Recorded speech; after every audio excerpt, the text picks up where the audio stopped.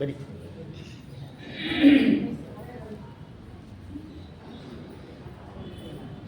ಕಲ್ಯಾಣೋಲ್ಲಾಸಿ ಸೀಮಾ ಕಳಯತು ಕುಶಲಂ ಕಾಲಮೇಘಾಭಿರಾಮ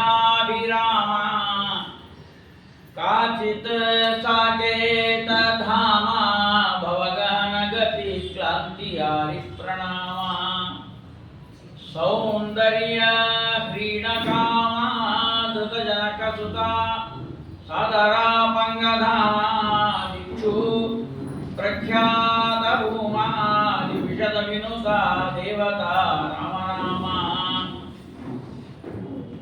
ಯಲ್ಲೀಲಾ ಜಲರಾಶಿ ಲೋಲ ಲಹರಿ ಸ್ನಾನಕ್ಷಮಾಣಾಂ ನೃಣಾಂ ಸಂಸಾರೋದಧಿ ಆಶು ಶಿಷ್ಯದಿತರಾಂ ಮಗ್ನುಕ್ತ ಶುಷ್ಕೈಧವತ ಯಸ್ಮಾದ್ ವಿಶ್ವಮಶೇಷಮುದ್ಭವತಿ ಯಃ ತತ್ವಂ ಪರಂ ಯೋಗಿನಾಂ ಶ್ರೀಮಂತಂ ಸಮುಪಾಸ್ಮಹೇ ಸುಮನಸಾಂ ಇಷ್ಟಪ್ರದಂ ವಿಠ್ಠಲಂ ಗಂಗಾ ಗೀತಾ ಚ ಗಾಯತ್ರಿ ಗೋವಿಂದೇತಿ ಚತುಷ್ಟಯೇ ಚತುರ್ಗಕಾರ ಸಂಯುಕ್ತೆ ಪುನರ್ಜನ್ಮ ನ ವಿದ್ಯತೆ ಗಂಗಾ ಗಂಗೇತಿ ಯೋ ಬ್ರೂಯಾತ್ ಯೋಜನಾನಾಂ ಶತೈರಪಿ ಮುಚ್ಯತೆ ಸರ್ವಪಾಪೇಭ್ಯೋ ವಿಷ್ಣುಲೋಕಂ ಸ ಗಚ್ಚತಿ. ಗಂಗೆಯ ಮಂಗಳಕರವಾಗಿರತಕ್ಕಂತಹ ಆಗಮನ ಭಗವಂತನ ಪಾದಸೌಖ್ಯದ ಮೇಲೆ ಬ್ರಹ್ಮಲೋಕ, ಸ್ವರ್ಗಲೋಕ ಮತ್ತು ಮಹಾದೇವರ ಜಟಾಜೂಟದಲ್ಲಿ ಇಳಿದು ಯಾವ ಅದ್ಭುತವಾದ ಗಂಗೋತ್ರಿಯಿಂದ ಹರಿತಾ ಇದ್ದಾಳೆ. ಆ ತಾಯಿಯ ಅವಸರವನ್ನು ನೋಡಿ ವಾದರಾಜ ತೀರ್ಥ ಶ್ರೀಪಾದಂಗಳವರು ಹೇಳ್ತಾರೆ, ತ್ವಂ ದೀನೇಶು ದಯಾವತಿ. ತಾಯಿ ಗುಣ ಅದು ನಿನ್ನಲ್ಲಿ. ಆ ತಾಯಿಗಿರಬೇಕಾದ ಗುಣ ದೇವತೆಗಳಲ್ಲಿ ಎಲ್ಲರಲ್ಲೂ ಇದೆ. ಆದರೆ ಗಂಗೆಯಲ್ಲಿ ವಿಶೇಷವಾಗಿದೆ. ನದಿಯ ರೂಪದಿಂದ ಬರ್ತಾ ಇದ್ದಾಳೆ. ಅಂತಹ ಗಂಗೆಯ ಹತ್ತಿರ ನಾವೇನು ಮಾಡಬೇಕು ಅಂದ್ರೆ 3 ಕಾರ್ಯಗಳು ಅಂತ ಹೇಳಿದ್ದಾರೆ. ಒಂದು ಯಾಯಾತ್, ಇನ್ನೊಂದು ಸ್ನಾಯಾತ್, ಅದಿಲ್ಲ ಅಂದ್ರೆ ಬ್ರೂಯಾತ್. ಯಾಯಾತ್ ಅಂದ್ರೆ ಅಲ್ಲಿ ತನಕ ಹೋಗೋದು, ಗಂಗಾ ನದಿಯ ತೀರಕ್ಕೆ ಹೋಗಿ ಅಲ್ಲಿ ಸ್ನಾನ ಮಾಡ್ಲಿಕ್ಕೆ ಹೋಗೋದು. ಕೆಲವರು ಅಲ್ಲಿ ತನಕ ಹೋಗ್ಲಿಕ್ಕೆ ಆರಾಮಿರ್ತಾರೆ, ಅಲ್ಲಿ ಹೋದ್ಮೇಲೆ ನಿಂತ್ರಣ ಆಗಿರ್ತಾರೆ. ಅದಕ್ಕೆ ಅವ್ರು ಏನಂತಾರ, ಯಾಯಾತ್ ಇಲ್ಲಿ ತನಕ ಬಂದೀವಿ, ಆದ್ರೆ ಸ್ನಾಯಾತ್ ಆಗುದಿಲ್ಲ ಅಂತ. ಕೆಲವರು ಸ್ನಾನ ಮಾಡ್ತಾರೆ, ಇಲ್ಲೋ ನನಗೆ ಇಳಿಲಿಕ್ಕೆ ಆಗುದಿಲ್ಲ, ನೀನೇ ನೀರು ತಂದು ಹಾಕ್ಬಿಡು ಅಂತ ದಂಡಿ ಮೇಲೆ ಕುತ್ಕೊಂಡು ನೀರು ಹಾಕ್ಸ್ಕೊಂಡು ಬರ್ಲಿಕ್ಕೆ ಅದು ಮಾನವ ಶರೀರದ ಧರ್ಮ ಅಷ್ಟೇ. ಕೆಲವರು ಯಾಯಾತ್, ಕೆಲವರು ಸ್ನಾಯಾತ್. ಕೆಲವರು ಯಾಯಾತ್ ಆಗ್ತಾರ, ಸ್ನಾಯಾತ್ ಆಗುದಿಲ್ಲ ಅಂತ. ಈ ಸ್ನಾಯಾತು ಇಲ್ಲ, ಯಾಯಾತು ಇಲ್ಲ, ಇದೇ ಬೆಂಗಳೂರೊಳಗೆ ಕೂತವ್ರು ಇರ್ತಾರೆ ನೋಡ್ರಿ, ಅವರು ಗುರುಯಾತ್, ಇಲ್ಲೇ ಕೂತ ಹೇಳ್ಬಿಡೋದಂತೆ ಗಂಗೆ ಗಂಗೆ ಗಂಗೆ ಅಂತ.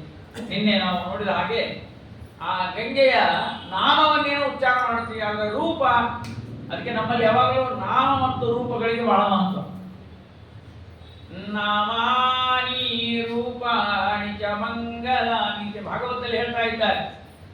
ಶುಕಾಚಾರ್ಯ ಹೇಳ್ತಾರೆ ಪರೀಕ್ಷಿತ ರಾಜನಿಗೆ, ಶೃಣ್ವನ್ನ ಗೃಣನ್ನ ಸಂಸ್ಮರಯಂಶ್ಚ ಚಿಂತಯನ್ ನಾಮಾನಿ ರೂಪಾಣಿ ಚ ಮಂಗಲಾನಿ ತೇ. ಭಗವಂತನ ನಾಮಗಳು, ಭಗವಂತನ ರೂಪಗಳು. ಜಗತ್ತಿನಲ್ಲಿರುವ ಎಲ್ಲಾ ರೂಪಗಳಲ್ಲೂ ಆಕಾರದಿಂದ ಒಳಗಿದ್ದುಕೊಂಡು ಹೊಗಳಿಸಿಕೊಳ್ಳುವವ, ಸ್ತೋತ್ರ ಮಾಡಿಸಿಕೊಳ್ಳುವವ ಭಗವಂತನೇ ಆಗಿದ್ದಾನೆ. ಅದಕ್ಕಾಗಿ ಯೋಸೌ ಸರ್ವಗತೋ ವಿಷ್ಣು ಚಿತ್ಸ್ವರೂಪಿ ನಿರಂಜನ. ಸರ್ವತ್ರ ವ್ಯಾಪ್ತನಾದ ಭಗವಂತನ ಗುಣಗಾನವೇ ಗಂಗೆಯ ಗುಣಗಾನ. ಗಂಗಾ ಶಬ್ದ ನಾರಾಯಣಿಗೆ ಅನ್ವಯ, ಎಲ್ಲಾ ಶಬ್ದಗಳು ಪರಮಾತ್ಮನಿಗೆ ಅನ್ವಯ. ಅಂದ್ರೆ ಗಂಗಾ, ಗಂಗೆಯ ಒಳಗೆ ಗಂಗಾ ನಾಮಕನಾಗಿ ಭಗವಂತ ಇದ್ದಾನೆ. ಇಂದಿರಾದೇವಿಯೊಳಗೆ ಇಂದಿರಾ ನಾಮಕನಾಗಿದ್ದಾನೆ. ಹೀಗೆ ಭಗವಂತನ ಸರ್ವತ್ರ ವ್ಯಾಪ್ತಿತ್ವವನ್ನ ಚಿಂತನೆ ಮಾಡ್ತಕ್ಕಂಥ. ಅದಕ್ಕಾಗಿ ಪಾತ್ರರ ಸಂಗಡ ಯಾತ್ರೆಯ ಚರಿಸಿ ವಿಧಾತೃಪಿತನ ಗುಣ ಸ್ತೋತ್ರಗಳ ಶ್ರೋತ್ರದಿ ಸವಿದು ವಿಚಿತ್ರಾನಂದದಿ ಗಾತ್ರವ ಮರೆದು ಪರದ್ರವ ಪಡೆಯುವುದೇ ಫಲವಿದು ಬಾಳುವುದಕ್ಕೆ. ಪಾತ್ರರ ಸಂಗಡ ಜ್ಞಾನಿಗಳ ಸಂಗಡ ಯಾತ್ರಾ ಮಾಡೋಕೆ. ಯಾಕಂದ್ರೆ ಗಂಗೆ ಬಿಂದರೆ ಮಲವು ಹಿಂಗಿತಲ್ಲದೆ ರಂಗ ನಲಿಯನು ಭಕ್ತರ ಸಂಘ ದೊರಕ. ಜ್ಞಾನಿಗಳ ಸಹವಾಸ ಇಲ್ಲದೆ ಇರುವ ಯಾತ್ರೆ ಅದು ಯಾತ್ರೆ ಆಗೋದಿಲ್ಲ, ಬರೀ ಜಾತ್ರೆ ಆಗೋದು. ಜಾತ್ರೆಗೂ ಯಾತ್ರೆಗೆ ವ್ಯತ್ಯಾಸ ಇಲ್ಲ. ಅದು ಜಾತ್ರೆ ಅಂದ್ರೆ ಗದ್ದಲ ಅಂತ ಅರ್ಥ. ಅಲ್ಲೇನು ತಿಳುವಳಿಕೆ ಇರಬೇಕು ಅಂತೇನಿಲ್ಲ. ಹೋಗಿ ಎಲ್ಲ ಜಾತ್ರೆಯಲ್ಲಿ ಒಂದು ಖರೀದಿ ಮಾಡ್ಕೊಂಡು ಮಜಾ ಮಾಡ್ಕೊಂಡು ಬರ್ಬೋದು. ಆದರೆ ಯಾತ್ರೆ ಅದು ಧಾರ್ಮಿಕವಾದ ರೀತಿಯಲ್ಲಿ ಆ ಭಗವಂತನ ರೂಪದ ಚಿಂತನೆ. ಅದಕ್ಕಾಗಿ ಹೇಳ್ತಾ ಇದ್ದಾರೆ, ನಾಮಾನಿ ರೂಪಾಣಿ, ಭಗವಂತನ ನಾಮಗಳು ಭಗವಂತನ ರೂಪಗಳು ಇವುಗಳ ಅನುಸಂಧಾನವೇ ಯಾತ್ರೆ ಅಂತ. ಅದಕ್ಕೆ ಪಾತ್ರರು ಬೇಕಾಗ್ತದೆ. ಪಾತ್ರರ ಸಂಗಡ ಯಾತ್ರೆಯ ಚರಿಸಿ ಅಲ್ಲೇನ್ ಮಾಡೋದು? ಯಾತ್ರೆ ಚರಿಸಿದ್ರೆ ಹೋಗಿ ಆಚಾರ ನಿಮ್ಮ ಪುರಾಣ ಹೇಳ್ರಿ, ಅನುಷ್ಠಾನ ಮಾಡ್ಕೊಡ್ರಿ, ನಾವು ನೋಡ್ಕೊಂಡು ಬರ್ತೀವಿ ಅಂತ ಸೈಟ್ ಸೀಗೆ ಹೋಗೋದಲ್ಲ. ಅಲ್ಲಿಯೂ ಸಹಿತ ಎರಡು ಮಾಡ್ಕೊಂಡಿರ್ತಾರೆ ಗುಂಪು. ನಿಮ್ಮ ಮನೆಗಳ ಅನುಷ್ಠಾನ ಮಾಡ್ಕೊತ ಇಲ್ಲೇ ಕೊಡ್ರಿ, ನಿಮ್ಮ ಜನ್ಮದಾಗ ಯಾವ ಸೌಂದರ್ಯ ಪ್ರಜ್ಞೆ ಇಲ್ಲ ನಿಮಗೆ ಅಂತೇಳಿ ತಾವು ಹೊಂಟ್ಬಿಟ್ಟಿರ್ತಾರೆ. ಸೌಂದರ್ಯ ಪ್ರಜ್ಞೆ ಬೇಕು, ಇಲ್ಲ ಅಂತಲ್ಲ. ಆದ್ರೆ ಅಲ್ಲಿ ನಮ್ಮದೇ ಆದಂತಹ ಚಿಂತನೆ ಅಲ್ಲ. ಅಲ್ಲಿ ಹೇಳ್ತಾ ಇದ್ದಾರೆ, ವಿಧಾತೃಪಿತನ ಗುಣಸ್ತೋತ್ರಗಳ. ವಿಧಾತೃಪಿತ ಅಂದ್ರೆ ನಾರಾಯಣ, ವಿಧಾತೃ ಬ್ರಹ್ಮದೇವರು, ಬ್ರಹ್ಮದೇವರ ತಂದೆ ನಾರಾಯಣ. ಸರ್ವತ್ರ ನಾರಾಯಣನ ಸಂವಿಧಾನದ ಮಹಿಮೆಯನ್ನ ತಿಳ್ಕೊಳ್ಳಿಕ್ಕೆ ಆಗೋದೇ ಇಲ್ಲ. ಅಗಮ್ಯ ಮಹಿಮಾಲೋಕೆ ಅಂತ ಹೇಳ್ತಾ ಇದ್ದಾರೆ. ಆ ಅರ್ಥದಲ್ಲಿ ಇಲ್ಲೆಲ್ಲವನ್ನು ಕೂಡ ವರ್ಣನೆ ಮಾಡ್ತಾ ಇದ್ದಾರೆ. ನಾವು ಆ ಗಂಗಾದೇವಿಯ ನಾಮವನ್ನೇನೋ ಕೇಳಿದ್ದೇವೆ, ಅದರ ರೂಪ ಹೇಗಿದೆ ಅಂತ ತಿಳಿಸ್ತಾ ಇದ್ದಾರೆ. ಶರದ ಚಂದ್ರ ಧವಲಾಂಗಿ. ಶರತ್ಕಾಲದ ಚಂದ್ರನಂತಹ ಬೆಳದಿಂಗಳು. ಶರತ್ಕಾಲದ ಚಂದ್ರ ಕೆಲವು ಕಡೆ ನೋಡ್ಬೋದ್ರಿ. ಈ ಮಾಡೋ ಮುಚ್ಚಿದ ಶರತ್ಕಾಲ ತಗೊಂಡಿ ನೋಡಿ, ಈ ಶರತ್ ಋತು ನೋಡ್ಬೋದು. ಒಂದು ಸಲ ಚಂದ್ರ ಕಾಣಲ್ಲ ನಮಗೆ, ಏನು ಮಾಡೋದು? ಆದ್ರೂ ಕೂಡ ಬೇರೆ ಬೇರೆ ಕಡೆ ಆದ್ರೂ ಹೋಗಿ ನೋಡ್ಬೇಕು. ಆ ಶರತ್ ಚಂದ್ರನ ಮೋಡ ಇರಂಗಿಲ್ಲ ಅವಾಗ ಶರತ್ ಋತುವಿನಲ್ಲಿ. ಒಳ್ಳೆ ನಿರಭ್ರವಾದ ಆಕಾಶದಲ್ಲಿ ಆ ಚಂದ್ರನ ಬೆಳದಿಂಗಳೇ ಬೆಳದಿಂಗಳು. ಅದಕ್ಕಾಗಿ ಗೋಜಾಗರ ವ್ರತ ಅಂತ ಮಾಡ್ತಾರೆ ನೋಡ್ರಿ. ಇವತ್ತು ಅದಲ್ಲ, ಅದು ಗೋಜಾಗರ ವ್ರತ. ಅದು ಹಾಲು ಕಾಸಲಿಕ್ಕೆ ಇಟ್ಟಿರ್ತಾರೆ ಹೊರಗೆ. ಅದು 12-12:30 ತನಕ ಹಾಲು ಕಾಸ್ತಿರ್ತಾರೆ. ಹಂಗೆ ಮೊಳತಾ ಇರ್ಬೇಕು ಅವೆಲ್ಲ. ಆ ಹಾಲಿನ ಒಳಗ ಆ ಚಂದ್ರನ ಕಿರಣ ಬಿಡಬೇಕು. ಒಳಗೆ ಚಂದ್ರನ ಕಿರಣ ಬಿದ್ದರೆ ಚಂದ್ರನ ಕಿರಣಗಳು ಅಮೃತ ಕಿರಣಗಳು. ಆ ಅಮೃತ ಕಿರಣಗಳು ಹಾಲಿನಲ್ಲಿ ಬಿದ್ದರೆ ಆ ಹಾಲು ಕೊಡೋದು ರೋಗನೇ ಬರೋದಿಲ್ಲ. ಇದು ಕಾನ್ಸೆಪ್ಟ್. ಇದು ಆಯುರ್ವೇದ. ಆದ್ರೆ ಏನ್ ಮಾಡೋದು, ನಾವು ಪ್ರಜ್ಞೆಯೂ ಇಲ್ಲ, ಅದನ್ನ ಮಾಡ್ಲಿಕ್ಕಿಲ್ಲ. ಎಷ್ಟೇ ಮಾಡಿದ್ರು ಚಂದ್ರ ಬರುವುದಿಲ್ಲ, ಅದೊಂದು ಸಮಸ್ಯೆ. ಅದರಿಂದ ಶರದ ಚಂದ್ರ, ಶರದ್ ಋತುವಿನ ಚಂದ್ರ.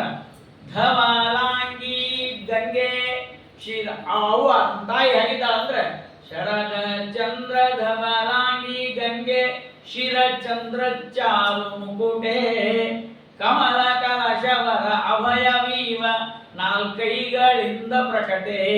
ನಿಮ್ಗೆ ಇಂದಾದ್ರೂ ಒಂದು ದಿವಸ ಅವಳು ಕಣ್ಣಿಗೆ ಬೀಳ್ತಾ ಇದ್ದಾಳೆ. ಅದಕ್ಕೆ ಇವೆಲ್ಲ ನಾಮ, ಅದರ ರೂಪವನ್ನು ಅಭಿಮಾನಿ ದೇವತೆಗಳನ್ನು ಚಿಂತನೆ ಮಾಡಬೇಕು. ಇಲ್ಲಾಂದ್ರೆ ನೀರನ್ನು ಜಡ ಅಂತ ತಿಳ್ಕೊಂಡ್ರೆ ನಾವು ಜಡ ಆಗಿರ್ತೀವಿ. ಅದು ಡಲಯೋರ ವೇದ ಅಂತ. ಜಲ ಅಂದ್ರೂ ಒಂದೇ, ಜಡ ಅಂದ್ರೂ ಒಂದೇ. ಆದ್ರೆ ಡಲಯೋರ ವೇದ ವ್ಯಾಕರಣ ಸೂತ್ರ. ಅದರ ಜೊತೆಗೆ ಆ ಜಲ ಅಂದ್ರೆ ಅದು ಜಲರೂಪದಲ್ಲಿರುವಂತಹ ಗಂಗಾದೇವಿ, ಅವಳನ್ನ ಧ್ಯಾನ ಮಾಡಬೇಕು. ಈ ತಂತ್ರಸಾರದಲ್ಲಿ ಕೆಲವೆಲ್ಲ ಮಧ್ವಾಚಾರ್ಯರು ಬಹಳ ಸುಂದರವಾದಂತ ಉಲ್ಲೇಖ ಮಾಡ್ತಾ ಇದ್ದಾರೆ. ಅದರಲ್ಲಿ ಈಗ ಹನುಮಂತ ದೇವರ ಬಗ್ಗೆ ಅವ್ರು ಬರೀತಾರೆ, ಧ್ಯಾಯೇ ಗದಾಭಯಕರಂ ಸುಕೃತಾಂಜಲಿ. 2 ಕೈ ಗಣಪತಿ ಇಲ್ಲೇ ಇಲ್ಲ ಜಗತ್ತೊಳಗೆ, 4 ಕೈ ಗಣಪತಿ. ಇದು ಸಾರಿ ಹನುಮಂತ ದೇವರು. ಹನುಮಂತ ದೇವರು ಎಲ್ಲಾ ದೇವತೆಗಳು 4 ಕೈನೇ. ಅದರಲ್ಲಿ ಹನುಮಂತ ದೇವರು 4 ಕೈಗಳಿಂದ ಕೂಡಿದವರು. ಆ 4 ಕೈಗಳು ಯಾಕಂತಂದ್ರೆ ಅಲ್ಲಿ ಹೇಳ್ತಾ ಇದ್ದಾರೆ, ಧ್ಯಾಯೇತ, ಹಿಂಗ ಧ್ಯಾನ ಮಾಡ್ಬೇಕಲ್ಲ. ಅದನ್ನ ನಾವು ಯಾವ ಹನುಮಂತ ದೇವ್ರ ಗುಡಿಗೆ ಹೋದರೂ ಕೂಡ ಆಂಜನೇಯ ಕಾಣಿಸೋದು 2 ಕೈ. ಒಂದ ಅಭಯ ಕೊಟ್ಟು ಗದಾ ಹಿಡ್ಕೊಂಡದ್ದು, ಇನ್ನೊಂದು ಕೈ ಮುಗಿದದ್ದು. ಇವೆರಡು ಬೇರೆ ಬೇರೆ ಕಾಣ್ತೀವಿ ನಾವು. ಆದ್ರೆ ಮಧ್ವಾಚಾರ್ಯ ಹೇಳ್ತಾರೆ 4 ಒಂದೇ ಕಡೆ ಚಿಂತನೆ ಮಾಡಬೇಕು. ಅದು ವಾಯುದೇವರ ರೂಪ ಚಿಂತನೆಯ ತಂತ್ರಸಾರದಲ್ಲಿ ಹೇಳಿದ್ದು. ಧ್ಯಾಯೇತ ಗದಾ ಅಭಯಕರಂ ಸುಕೃತಾಂಜಲಿಂ.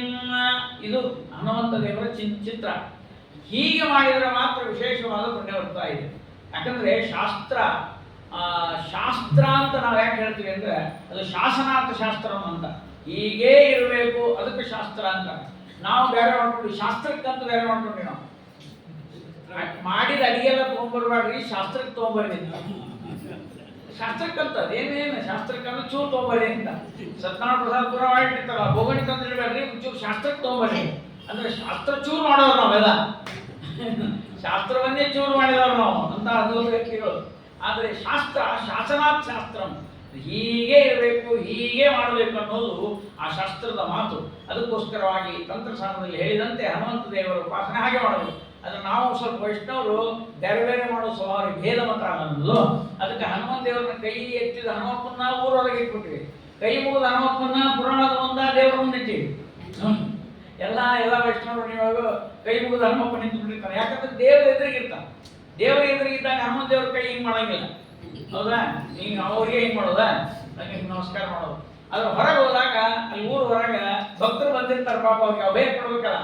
ಧ್ಯಾಯೇ ಗದಾ ಅಭಯಕರಂ ಸುಕೃತಾಂಜಲಿಂತಂ, ಇದು ಧ್ಯಾಯ. ಹಾಗೆ ಇಲ್ಲಿಯೂ ಕೂಡ ಆ ಗಂಗಾದೇವಿ ಚಿಂತನೆ ಮಾಡುವಾಗ ಕಮಲ ಕಲಶವರ ಅದನ್ನು ಚಿಂತನೆ ಮಾಡಬೇಕು. ಸ್ನಾನ ಮಾಡುವಾಗ ಪ್ರತಿ ನಿತ್ಯವೂ ಕೂಡ ನಿತ್ಯ ಚಿಂತನೆ ಮಾಡದೇ ಇದ್ರೆ ನಾಳೆಯಿಂದ ಚಿಂತನೆ ಮಾಡಲೇಬೇಕು. ನೀವು ಸ್ನಾನ ಮಾಡುವಾಗ ಬರೀ ನೀರು ಹಾಕೊಳ್ಳೋದಲ್ಲ. ನೀರು ಹಾಕೊಳ್ಳೋದು ಅಂದ್ರೆ ಅದು ಮೈ ತೊಳೆಯೋದು ಅಂತ ಆಗ್ತದೆ. ಅದಕ್ಕೆ ಮೈ ತೊಳೆಯೋದು ಅಂತ ಇರೋದ್ರಿ ನಮ್ಮ ದೇಶದೊಳಗೆ. ಯಾವುದೇ ಕರ್ಮ ಮಾಡಿದ್ರು ಅದು ಇನ್ನೊಂದು ಕಡೆ ಹೇಳಿದ್ದಾರೆ, ಪುರುಷ ಸೂಕ್ತದಿಂದ. ಪುರುಷ ಸೂಕ್ತೇನ ಶರೀರಸ್ಥಂ ಪುರುಷಂ ಅಂದ್ರೆ ನಾರಾಯಣಂ ಚಿಂತೆಯಿದೆ. ಆ ಪುರುಷ ಕೈಯೊಳಗೆ ಶಂಖ ಮಾಡ್ಕೋಬೇಕು, ಕೈನೇ ಹಿಂಗೆ ಶಂಖ ಮಾಡ್ಕೊಂಡು ಹಿಂಗೆ ನೀರು ಹಾಕೋಬೇಕಂತ ಒಂದು. ಅಂದ್ರೆ ಶಂಕರದಿಂದ ಅಭಿಷೇಕ ಮಾಡ್ತಾ ಇದ್ದೀವಿ. ಒಳಗೆ ಯಾರಿದ್ದಾರೆ? ಪುರುಷ ಇದ್ದಾನೆ, ಭಗವಂತ ನಾರಾಯಣ. ಪುರುಷ ಸೂಕ್ತೇನ ಅಂತ ಹೇಳ್ತಾರೆ, ಹಾಗೆ ಮಾಡಬೇಕು. ಇಲ್ಲಾಂದ್ರೆ ಹೆಣ್ಣು ಮಕ್ಕಳಾದವರು ಅವರು ಚಿಂತನೆ ಮಾಡ್ತಾ ದೇವರ ನಾಮಗಳನ್ನು ನಂದಿನಿ ನಳಿನಿ ಸೀತಾ ಮಾಲತಿ ಚಮಲಾಪ ವಿಷ್ಣು ಪಾದಾಬ್ಜ ಸಂಭೂತ ಗಂಗಾ ತ್ರಿಪುಟಗಾಮಿನಿ ಭಾಗೀರಥಿ ಭೋಗವತಿ ಜಾಹ್ನವಿ ತ್ರಿದಶೇಶ್ವರಿ ದ್ವಾದಶೈತಾನಿ ನಾಮಾನಿ ಸ್ನಾನಕಾಲೇ ಪಠೇಂದ್ರಃ ತತ್ರ ತತ್ರ ವಸಾಮ್ಯಾಮಲ್ಲಿ ಬಂದು ಇರ್ತೀನಿ ಇರ್ತಾಳೆ ಗಂಗಾದೇವಿ. ಅದಕ್ಕೆ ಗಂಗಾದೇವಿ ನಾ ಬಂದು ನಿಮ್ಮ ಮನೆಯೊಳಗೆ ಇರ್ತೀನಿ ಅಂತ ಗಂಗಾಳ ಅಂತ ಹೆಸರು. ಗಂಗಾಳ ಅಂದ್ರೆ ಗಂಗಾಹಾಳ ಇದ್ದಾಳ, ಗಂಗಾಲಯ ಅಂತ ಮಾಡೋದು. ಗಂಗಾಲ ಅಂತ ಶಬ್ದನು ಸಂಸ್ಕೃತದಲ್ಲಿ ಹೆಂಗ್ ಬಿಡಿಸ್ತಾರಂದ್ರ ಗಂಗಾ ಲೀಯತೆ ಅಸ್ಮಿನ್ ಇತಿ ಗಂಗಾಲ. ಗಂಗಾದೇವಿ ಅಲ್ಲಿ ಬಂದು ನಿಂತು ಬಿಟ್ಟಿದ್ದಾರೆ, ಒಳಗೆ ನೀರಿನಲ್ಲಿ ಇದ್ದಾಳೆ, ಆವಾಹಿತವಾಗಿದ್ದಾಳೆ. ಅದಕ್ಕೋಸ್ಕರವಾಗಿ ಗಂಗೆ ಜಯಮನೆ ಜೈವ ಗೋದಾವರಿ ಸರಸ್ವತಿ ನರ್ಮದೇ ಸಿಂಧು ಕಾವೇರಿ ಜಲೇಸ್ಮಿನ್ ಸನ್ನಿಧಿಂ ಕುರು. ಅದು ದೇವರ ಅಭಿಷೇಕಕ್ಕಲ್ಲ, ನಮ್ಮ ಒಳಗಿನ ದೇವರ ಅಭಿಷೇಕಕ್ಕೂ ನೀ ಇಲ್ಲಿ ಬರಬೇಕು ಅಂತ ಸ್ನಾನದಲ್ಲಿ. ಹೀಗೆ ಚಿಂತನೆ ಮಾಡತಕ್ಕಂಥ ಕ್ರಮಗಳನ್ನು ಹೇಳಿದ್ದಾರೆ ಅಂತ. ಗಂಗಾಳ, ಆ ಗಂಗಾದ ತಾಯಂದ್ರೆ ಏನ್ ಮಾಡ್ಬೋದು ಇದನ್ನು ಹೇಳ್ಬೋದು. ಇಲ್ಲ ಅಂದ್ರೆ ಕನ್ನಡದಲ್ಲಿ ಹರಿದಾಸರು ಅನೇಕ ಪದ್ಯಗಳನ್ನು ಬಿಟ್ಟಿದ್ದಾರೆ. ಆದರೆ ಕೆಲವೆಲ್ಲ ಜಗನ್ನಾಥದಾಸರು ಮಾಡಿದ್ದಾರೆ, ವಿಜಯದಾಸರು ಮಾಡಿದ್ದಾರೆ, ಪುರಂದಾಸರು ಮಾಡಿದ್ದಾರೆ. ಈ ದಾಸರು ಮಾಡಿದ ಹಾಡು ಬಹಳ ದೊಡ್ಡವರು, ಅವನು ಹಾಡಿಗೂ ಬರುವುದು ಅಂದ್ರೆ ಸ್ವಲ್ಪ ಬಹಳ ಟೈಮ್ ಹಿಡಿತದೆ. ಅದಕ್ಕಾಗಿ ನಮ್ಮ ತಂದೆಯವರು ಇದನ್ನೆಲ್ಲ ಗಮನಿಸಿ ಅವರು ಕೂಡ ಪ್ರಸನ್ನ ಭೂರಮಣ ಅಂತ ಒಂದು ಅಂಕಿತ ನಮ್ಮ ತಂದೆಯವರದು. ಅವರು ಕೊಪ್ಪರ ನರಸಿಂಹದೇವರ ಕಟ್ಟೆ ಮೇಲೆ ಕೂತ್ಕೊಂಡಾಗ ಅವರಿಗೆ ಪ್ರೇರಣೆಯಾದಂತಹ ಒಂದು ಅಂಕಿತ. ನಮ್ಮ ತಂದೆಯವರ ಮಾವ ಕೊಪ್ಪರ ಗಿರಿಯಾಚಾರ, ಅವರು ಕೂಡ ದೇವರ ನಾಮಗಳನ್ನು ಬರೆದಿದ್ದಾರೆ. ಬಹಳ ಅದ್ಭುತವಾದ, ಮೊನ್ನೆ ಇದನ್ನು ಹೇಳಿದ್ನಲ್ಲ, ಸ್ಮರಿಸೋ ಸಂತತ ಮಾನವ ಗುರು ವಿಷ್ಣು ತೀರ್ಥರ ಅಂತ ಹೇಳಿದ್ನಲ್ಲ, ಅವರೇ ಮಾಡಿದ್ರು. ಕಾರ್ಪರ ನರಹರಿ ಅಂಕಿತದಿಂದ ಮಾಡಿದ ನಮ್ಮ ತಾತ, ನಮ್ಮ ತಾಯಿ ತಂದೆ ಅಂದ್ರೆ ನಮ್ಮ ಅಪ್ಪನಿಗೆ ಮಾವ, ಮಾವನು ಕವಿಗಳು, ಹಳೆಯನು ಕವಿಗಳು. ಇಂಥ ಅದ್ಭುತ ಕಾಂಬಿನೇಷನ್ ಎಷ್ಟೆಷ್ಟೋ ಮನೆಗಳಲ್ಲಿ ಇದೆ. ನಮ್ಮ ಮನೆಯಲ್ಲಿದ್ದದ್ದು ನಮ್ಗೆ ಅಭಿಮಾನ. ಒಂದು ಆಶ್ಚರ್ಯ ಹೇಳ್ತೇನೆ ನಿಮಗೆ, ನಮ್ಮ ತಂದೆಯ ತಂದೆ ಗುಡೆಗಳು ರಾಘವೇಂದ್ರಾಚಾರ್ಯ ಅಂತ, ಅವರು ಕೂಡ ಕವಿಗಳು. ತೆಲುಗು, ಕನ್ನಡ, ಸಂಸ್ಕೃತ 3 ಭಾಷೆಯಲ್ಲಿ ಕವಿಗಳು. ಅವರು ಬೀಗರು, ಇವರು ಕವಿಗಳು, ಇಬ್ಬರು ಕವಿಗಳೇ. ಗುಡೆಗಳು ವೆಂಕಟರಮಣನ ಮೇಲೆ ನಮ್ಮ ದೇವರು ಮಾಂಡವ ಋಷಿಗಳು ತಪಸ್ಸು ಮಾಡಿದ ಸ್ಥಳ ಗುಂಡಿಲಾಪುರ ಅಂತ ಪ್ರಾಚೀನ ಹೆಸರು. ಆ ಗುಡೆಬಲ್ಲೂರು ಅಂತಾಗಿದೆ. ಅಲ್ಲಿ ಗುಡ್ಡದಲ್ಲಿ ಕಲ್ಲಿನಲ್ಲಿ ದೇವರ ವೆಂಕಟರಮಣ ಒಡಮೂಡಿದ್ದಾನೆ. ನಕೃತ ವಿಶ್ವಕರ್ಮಣ ಅಂದ್ರೆ ಶಿಲ್ಪಿಯಿಂದ ಮಾಡಿದ್ದಲ್ಲ, ಅದು ಗೆರೆಗಳಿವೆ. ಆ ಗೆರೆಗಳಿಗೆ ಮೇಣವನ್ನು ಹಚ್ಚಿ ವೆಂಕಟರಮಣನ ಪದ್ಮಾವತಿಯ ರೂಪವನ್ನು ಮಾಡಿದ್ದಾರೆ. ಅಂತಹ ಒಂದು ಅದರ ಮೇಲೆ ಹಾಡು ಮಾಡಬೇಕಲ್ಲ. ಇವರು ಕೊಪ್ಪರಗಿರಿ ಆಚಾರ ನಮ್ಮ ಗುಡೆಬಲ್ಲೂರಿಗೆ ಬಂದಿದ್ದು, ಇಬ್ಬರು ಕೂಡ ಹಾಡು ಮಾಡೋದು. ಅದರಲ್ಲಿ 5 ನುಡಿ ಇದೆ, ಅದರಲ್ಲಿ 4 ನುಡಿ ಕೊಪ್ಪರಗಿರಿ ಆಚಾರ ಮಾಡಿದ್ರು. ಇವರು ಬೀಗರು ಗುಡೆಬಲ್ಲೂರಾಚಾರ ಒಂದು ಪದ್ಯ ಅವ್ರು ಮಾಡಿಕೊಟ್ರು ನಡುವ. ಅವ್ರು ಹೇಳಿದಂತೆ, ಇಲ್ಲ ಒಂದು ಪದ್ಯ ನೀವು ಮಾಡಿ ಇದ್ರೊಳಗೆ ಹಾಕಿ ಸೇರಿಸ್ರಿ ಅಂತ. ಬರೋ ಶ್ರೀ ವೆಂಕಟರಮಣ, ಬರೋ ಶ್ರೀ ವೆಂಕಟರಮಣ, ತವ ಪಾದಾರಾಧಕರನು ಪೋರೆಯಲು ಕರುಣಾಪೂರ್ಣ. ಬರೋ ಶ್ರೀ ವೆಂಕಟರಮಣ, ಬಾರೋ ನಮಿಸುವೆ ಪೂರ್ಣ ಕೃಷ್ಣ ತೀರದಲ್ಲಿ ಮಾಂಡವ್ಯ ಋಷಿಗಳ ಘೋರ ತಪಸ್ಸಿಗೆ ಒಲಿದು ಗುಡೆಬಲ್ಲೂರು ಮಂದಿರನೆಂದು ಕರೆಸುತ್ತ. ಬರೋ ಶ್ರೀ ವೆಂಕಟರಮಣ. ಈ ದಾಟಿ ಈ ತಾಳ ಈ ಲಯದಲ್ಲಿ ಇವರು 4 ನುಡಿ ಮಾಡಿದರೆ ನಮ್ಮ ತಾತ ಅಂದ್ರೆ ನಮ್ಮ ಪಿತಾಮಹ ಅದೇ ಧಾಟಿಯಲ್ಲಿ ಅದೇ ಲಯದಲ್ಲಿ ಇನ್ನೊಂದು ಪದ್ಯ ಮಾಡಿ ಸೇರಿಸಿದ್ದಾರೆ. ಎಂಥ ಅದ್ಭುತವಾದ ಪ್ರತಿಭಾ ಅಂತ ನಾವು ನೋಡ್ಬೇಕು. ಹೀಗೆ ರಾಯಚೂರಿನ ಹತ್ತಿರ ಇನ್ನು ತುಂಗಾ ಮತ್ತು ಕೃಷ್ಣ ಅದಲ್ಲ ಎರಡು ನಡುವ ಆ ಬೆಳ್ಟೆ ಹಂಗಂದ್ರೆ ಇಲ್ಲಿ ಮಣ್ಣೆ ಹಂಗ, ಅಲ್ಲಿ ವಾಸನಾನೇ ಹಾಗೆ. ಅದೇನೋ ಪುಣ್ಯದ ಸ್ಥಾನಗಳವೆಲ್ಲ. ಅಲ್ಲಿ 2 ನದಿ ಹರಿತಾವೆ, ಒಂದು ಸಾಹಿತ್ಯ ಮತ್ತೊಂದು ಸಂಗೀತ, ಎರಡೂ ಹರಿತಾವಲ್ಲಿ. ಒಂದು ಬರೀ ಕೃಷ್ಣ ತುಂಗ ಅಲ್ಲ, ಉತ್ತುಂಗವಾದ ಸಾಹಿತ್ಯ, ಉತ್ತುಂಗವಾದಂತಹ ಸಂಗೀತ, ಎರಡರ ಅದ್ಭುತವಾದಂತಹ ಪ್ರವಾಹಗಳನ್ನು ನೋಡ್ಲಿಕ್ಕೆ ಸಾಧ್ಯ. ಹೀಗೆ ಇಂಥ ಬೀಗಸ್ತನ, ಇಂಥ ಮಾವಂದರು, ಇಂಥ ಹಳೆಯಂದರು ಪ್ರಸನ್ನ ಭೂರಮಣ ಅಂಕಿತಂದು ನಮ್ಮ ತಂದೆಯವರು ಬದರಿಗೆ ಹೋದಾಗ ಬರಬೇಕಾದ್ರೆ ಅವರಿಗೆ ಗಂಗೆ ಗುಂಗು ಬಿಡಲಿಲ್ಲ ತಲೆಯೊಳಗೆ. ಜಯ ಜಯ ಹೇ ಗಂಗೆ ಜಾಹ್ನವಿ ನಮೋ ನಮೋ ನಮೋ ಎಂಬೆ ಹಯವದನನ ಪಾದೋದ್ಭವೆ ಎನ್ನೋಳು, ಹಯವದನನ ಪಾದೋದ್ಭವೆ ಎನ್ನೋಳು ದಯವ ತೋರಿಸಲಹೇ.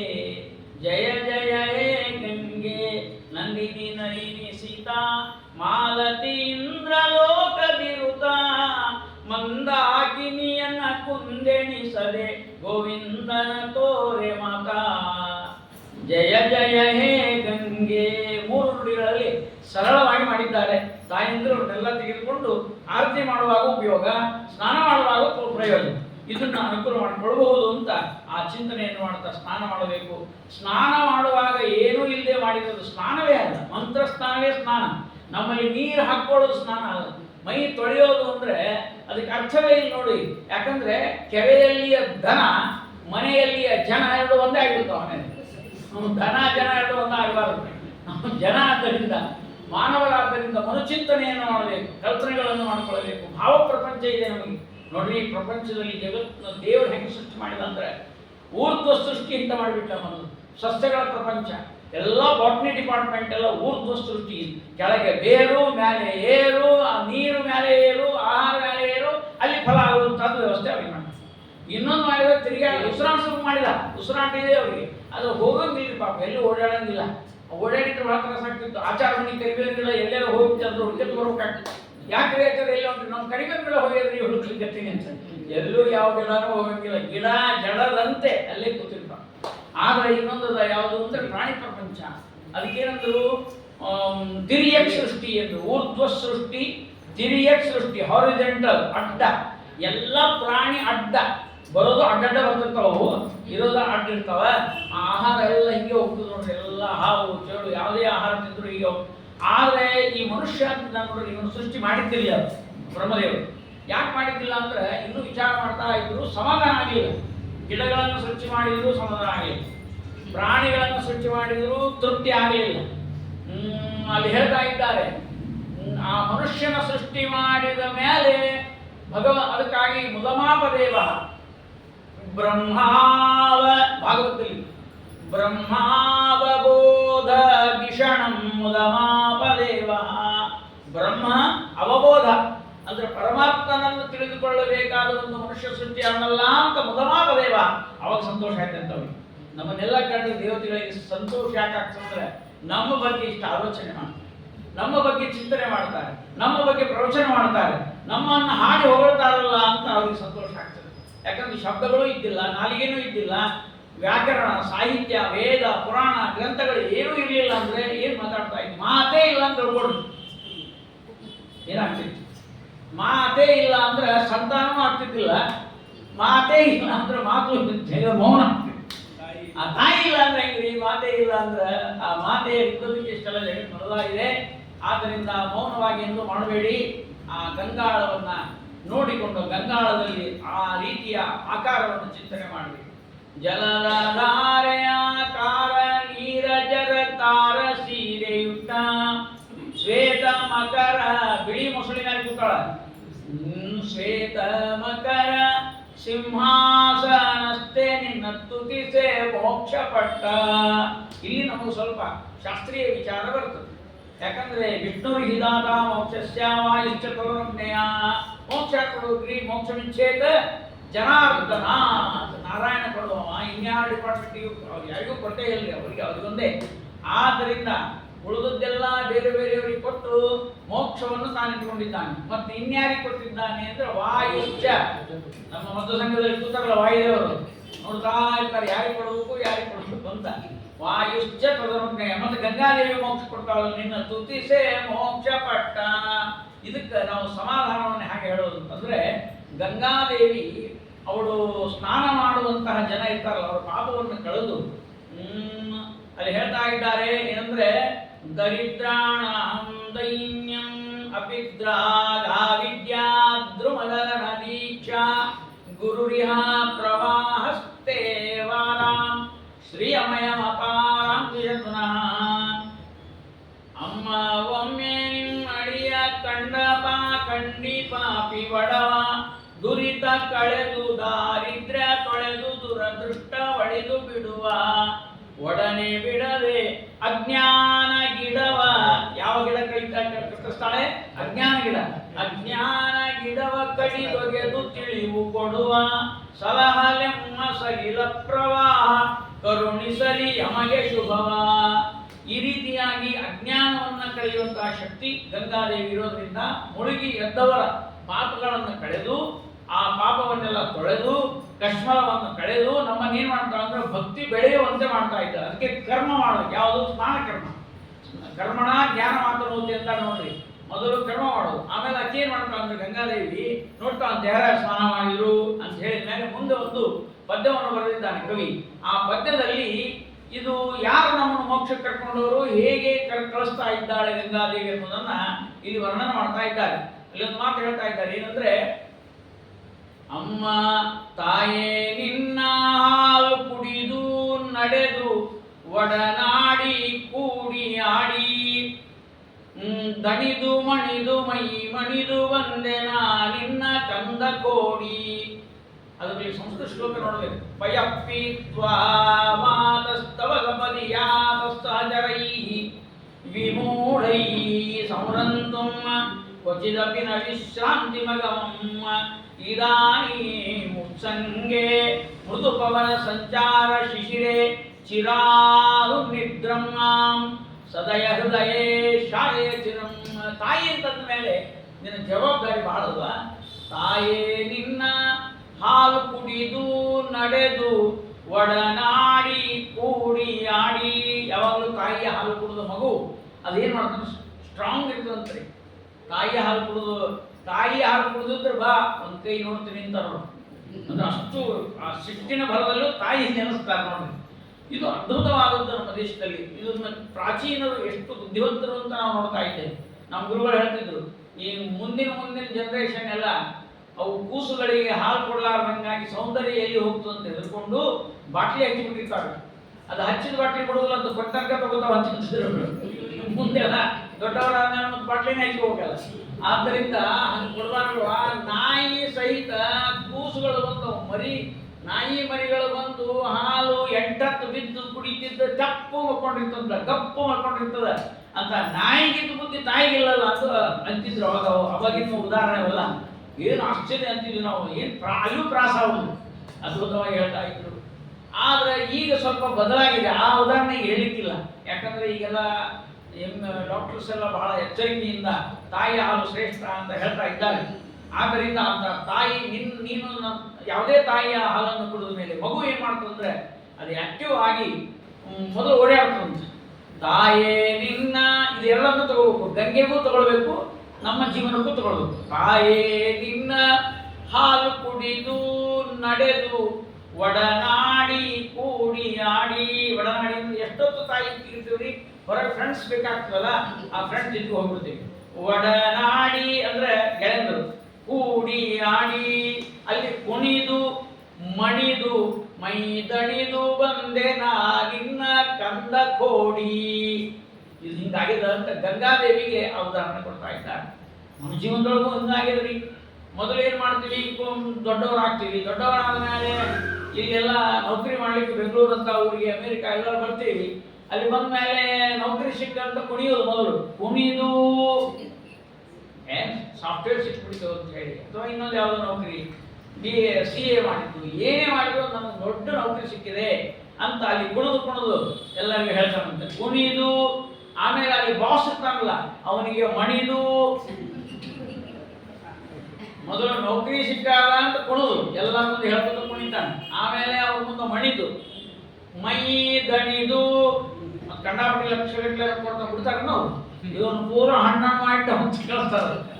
ಮುಂಜಾನೆ ಹೋದ್ರು ಸಂಜೆ ತನಕ ನಮ್ಮ ಧಾರವಾಡದಾಗೆಲ್ಲ ಅಲ್ಲಿ ಇದ್ದಾಗ ಎಲ್ಲ ಭೇಟಿ ಆಗೋದು. ಭೇಟಿ ಆಗುವಾಗ ಮೊದಲನೇ ಸಲ ಹೇಳೋರು ನಮ್ಮ ಹುಡುಗದ್ದು ಅಪಾರ್ಟ್ಮೆಂಟ್ ಆಗಿರಲಿ, ಪ್ಯಾಕೇಜು ಚಲೋ ಅದ, ದೊಡ್ಡದದ, ಕನ್ಯಾ ಹುಡುಗಂತೀವಿ ಅಂತ ಹೇಳಿದ್ರು. ಸಂತೋಷ ಆಯ್ತು. ಮುಂದೊಂದು 15 ದಿವಸ ಭೇಟಿ ಅವ್ರೆ, ಏನ್ರಿ ಅಣ್ಣ ಮುಂಜಾನೆ ಹೋಗ್ತಾವ ಆಡ್ತಾವ, ಹಗಲು ರಾತ್ರಿ ಅವ್ರು ನೋಡಬಾರ್ದು ಆಚಾರ ಅಲ್ರಿ. ಮೊನ್ನೆನೇ ಹೇಳಿದ್ರಿ ಚಲೋ ಅಂತ ಅನ್ಕೊಂಡಿದ್ವಿ. ಏನಿಲ್ಲ ಮುಂಜಾನೆ ಆಡಬಹುದು, ಏನ್ ದುಡಿತಾವ, ಹೈರಾಣ ಆಗ್ತಾವ. ಅವು ಭಾಷೆ ಯಾವಾಗ ಕರಿತಾನ ಅವಾಗ. ಅದ್ರಾಗ ವರ್ಕ್ ಫ್ರಾಮ್ ಹೋಮ್ ಅಂದ್ರೆ ಮುಗ್ದ ಹೋದ್ ಕತಿ. ಹಗಲು ರಾತ್ರಿ ಅವರೆಲ್ಲ ಅವ್ರ ಗಂಡನು 2 ಜೋಡಿಗೆ 2 ಮಾಡಲಿಕ್ಕತ್ತಾವೆ. ಅವು 2 ಎತ್ತು ದುಡಿತಾವ. ದುಡಿಯೋದು ಅದಕ್ಕೆ ಒಂದು ಕಥೆ, ಸಣ್ಣದ ಕಥೆ ಅದ ಹೇಳ್ತೀನಿ ನಿಮ್ಗೆ. ದೇವರು ಎಲ್ಲರಿಗೂ ಆಯುಷ್ಯ ಕೊಟ್ಟಾಗ ಮನುಷ್ಯನಿಗೆ 15 ವರ್ಷ ಕೊಟ್ಟನಂತೆ. 15 ವರ್ಷ ಹುಟ್ಟಿದ್ರು 15 ಆದ್ರೂ ಹೋಗೇ ಬಿಡೋದಲ್ಲ. ಭಾಳ ಭಯಂಕರ ತ್ರಾಸಾಗಿತ್ತು. ಎಲ್ಲ ಮಾನವರೆಲ್ಲ ಕೇಳಿದ್ರು, ಏನ್ರಿ ಇದು ಅಸಹ್ಯ, ನಮ್ಗೆ 15 ವರ್ಷ ಕೊಡ್ತೀವಿ, ಬರ್ರಿ ಇಲ್ಲ ಅಂತೇಳಿ ದೇವ್ರನ್ನ ಕರೆದು ಕೇಳಿದ್ರಂತ. ಅಲ್ಲಪ್ಪ ಎಲ್ಲರಿಗೆ ಹಂಚಿಬಿಟ್ಟು ನಾನು ಉಳಿದೇ ಇಲ್ಲ ನನ್ನ ಕೈಯಾಗ ಎಲ್ಲಿಂದ ಕೊಡಲಿ. ಆಮೇಲೆ ಮೀಸಲಾತಿ ಕೊಟ್ಟಂಗೆ 10% 5% ಆದಂಗೆ ಆಗಿದೆ. ಏನು ಮಾಡಲ್ಲ, ನಾನು ಎಲ್ಲ ಹಂಚಿಬಿಟ್ಟಿನಿ. ಅವೆಲ್ಲ ಹೇಳಾಡಿ ನಮ್ಗೆ ಎಲ್ಲಿದ್ದಾರೆ ಇಷ್ಟು ಕೊಡೋದೇನು. ಪಾಪ ನಾಯಿಯಲ್ಲಿ ಓಡಾಡ್ತಿದ್ವು, ಕೋತಿ ಓಡಾಡ್ತಿದ್ವು, ಆನೆಗಳು ಓಡಾಡ್ತಿದ್ವು, ಎತ್ತುಗಳು ಓಡಾಡ್ತಿದ್ವು. ಆ ಇವ್ರನ್ನ ಕರೆದ, ಯಾರನ್ನ ಮಂಗಗಳನ್ನು ಕರೆದ. ಮಂಗಗಳನ್ನು ಕರೆದು ಏನಪ್ಪ ಏನೋ ಕೇಳಿದ ಮನುಷ್ಯ ಸ್ವಲ್ಪ ತೆಗೆದುಕೊಡ್ರಿ ನಿಮ್ಮದ್ರಾಗಿದೆ, ಕೊಡ್ತೀವಿ ಕೊಡ್ರಿ ಅಂತ 10 ವರ್ಷ ಅವು ಮಂಗ್ಯಗಳು ಕೊಟ್ಟರು. 15, 10, 25 ವರ್ಷನ ಮಂಗ್ಯ ಇದ್ದಂಗೆ ಇರ್ತಾವ, ಓದಿದ್ದಂಗೆ ಇರ್ತಾವ. ನೋಡಿ ಯಾರನ್ನ ಪ್ರವಚನಕ್ಕೆ ಕರೀರಿ, ನಿಮ್ಮನ್ನು ಜಾಗ ಇರ್ತಾರ. ನಾವು ಪ್ರವಚನಕ್ಕೆ ಬರ್ಬೇಕ ಅಂತ ಹೇಳಿ ಸಾಧ್ಯನೇ ಇಲ್ಲ. ಪ್ರವಚನ ನೇಮ ನಿತ್ಯ ನಮಸ್ಕಾರ, ದೊಡ್ಡವರು ಸಣ್ಣವರು ಯಾವುದಿಲ್ಲ. ಓದಿದ್ದಂಗೆ 25 ವರ್ಷ. ಆಮೇಲೆ ನೌಕರಿ ಸಿಕ್ಕ ಮೇಲೆ ಜವಾಬ್ದಾರಿ ಬರ್ತಾವ ನೋಡ್ರಿ. ಅವಾಗ ಮತ್ತೆ ಬೇಕಂದ್ರೆ ಎತ್ತಿತ್ತಲ್ಲ, ಎತ್ತ ಕಡೆ ಇನ್ನೊಂದು 30 ವರ್ಷ ಹಾಕ್ಸಿದ್ರು. ದುಡಿಯೋದು. ಎತ್ತಿನ ಕೆಲಸ ಮುಂಜಾನೆ ಸಂಜೆ ಹೋಗೋದು. ಇವ್ರು ಹಣೆ ಬರ ಅಷ್ಟೇ. ಮೊದಲು 1 ಎತ್ತು ದುಡಿತಿತ್ತು, ಈಗ 2 ಎತ್ತು ದುಡಿತಾವ್ರೆ. ಇದು ದುಡಿಯೋದು ಅದು ದುಡಿಯೋದೆ. ಮನೆಯಾಗ ಅಪ್ಪ ಅಮ್ಮ ಅವ್ರಿಗೆ ಮಾಡಿ ಹಾಕ್ಬೇಕು, ಅವ್ರು ಹೊರದಾಗ ಈ ಪರಿಸ್ಥಿತಿ ಬಂದ್ಬಿಡಿ. ಆದ್ದರಿಂದ ಕುಣಿದು ಮಣಿದು ಮೈ ದಣಿದು ಬಂದೆ ನಾನಿನ್ನ ಕಂದ ಕೋಡಿ. ಈ ಮಣಿದು ದಣಿದು ಎಲ್ಲ ಆದ್ಮೇಲೆ ತಾಯಿ ಹತ್ತಿರ ಬಂದು ಅವು ಸಣ್ಣ ಕೂಸಿದ್ದಾಗ ಆಡ್ದಾಡು ಹೋಗಾಡು ಕೇಳೋದು ಇಲ್ಲಿ ಎಲ್ಲ ಹಾಡಿ ದಣದು ಊಟ ಸಹಿತ ಮಾಡೋ ಅದಕ್ಕೆ ಬಂದು ಅಮ್ಮ ನಂಗೆ ನಿದ್ದೆ ಬಂದು ಕಡಿಗಾಲ ಮಾಡ್ಬೇಕು. ತಾಯಿ ಎಷ್ಟು ಕಣ್ಣಾಗಿ ನೀರಲ್ಲ. ಇದು ಎಷ್ಟು ಹೇಳಿದ್ರೆ ಅಷ್ಟೇ ಹೇಳಿದಾರ. ಆ ಒಂದು ಹುಡುಗರು ಬರ್ತಾವ, ಎಲ್ಲ ಕರ್ಕೊಂಡು ಹೋಗ್ತಾವ, ಉಪವಾಸ ಮಾಡ್ಕೊಂಡು ನೋಡ್ರಿ ಕೂಸು ತಾಯಿ ಒದ್ದಾಡೋದು. ಆ ತಾಯಿ ಕಡಿ ಮೇಲೆ ಮಲಗಿದ ಆ ಕೂಸನ್ನು ನನ್ನ ಬಂಗಾರ, ನನ್ನ ಬೆಳ್ಳಿ, ನನ್ನ ಮುತ್ತರತ್ನ ಅಂತ ಆ ತಲೆ ಮೇಲೆ ಕೈ ಆಡಿಸ್ತಾ ಹಸ್ತ ಸ್ಪರ್ಶ, ತಾಯಿಯ ಆ ಪ್ರೀತಿಯ ಅಂತಃಕರಣದ ಒಂದೇನಿರ್ತದಲ್ಲ ಅದನ್ನ ಆ ಕವಿ ತಾನು ಅನುಭವಿಸಿದ್ದನ್ನು ಇಲ್ಲಿ ಹೇಳ್ತಾ ಇದ್ದಾನೆ. ತಾಯಿ ಶಬ್ದಕ್ಕೆ ನಾನೊಂದು ಸಣ್ಣ ಪದ್ಯ ಬರೆದಿನಿ, ಅದು ಒಂದೇ ಒಂದು ಸಾಲ ಹೇಳ್ತೀನಿ. ನೆಲಕ್ಕೆ ತರಲು ನವಮಾಸ ನವೆದು, ನೆಲಕ್ಕೆ ತರಲು ನವಮಾಸ ನವೆದು ನಲಿವನ್ನೇ ತೋರಿದಾಕೆ. ಆ ಮುಖದ ಮೇಲೆ ನೋವಿದ್ರು, ಆ ಹೆರಿಗೆ ನೋವಿರಲಿ, ಮನೆಯ ಕಷ್ಟಗಳ ನೋವಿರಲಿ, ಬಡತನ ಇರಲಿ, ಆ ಕೂಸಿನ ಒಂದು ಮಾತು ನಕ್ಕೋತಾ ಇರ್ತಾವ ನೋಡ್ರಿ. ನೆಲಕ್ಕೆ ತರಲು ನವಮಾಸ ನವೆದು ನಲಿವನ್ನೇ ತೋರಿದಾಕೆ, ತ್ಯಾಗ ಜೀವಿಗೆ ಇನ್ನೊಂದು ಹೆಸರು ತಾನೆಂದು ಸಾರಿದಾಕೆ. ಜಗತ್ತಿನೊಳಗೆ ತ್ಯಾಗ ಅಂತ ಹೆಸರಿದ್ದು ತಾಯಿಗೆ ಇರಬೇಕು ನೋಡ್ರಿ. ಅಂತಹ ತಾಯಿಯ ಅಂತಃಕರಣ ಪ್ರೀತಿ ನಮ್ಮಲ್ಲಿ ಹೇಳ್ತಾ ಇರ್ತಾರೆ.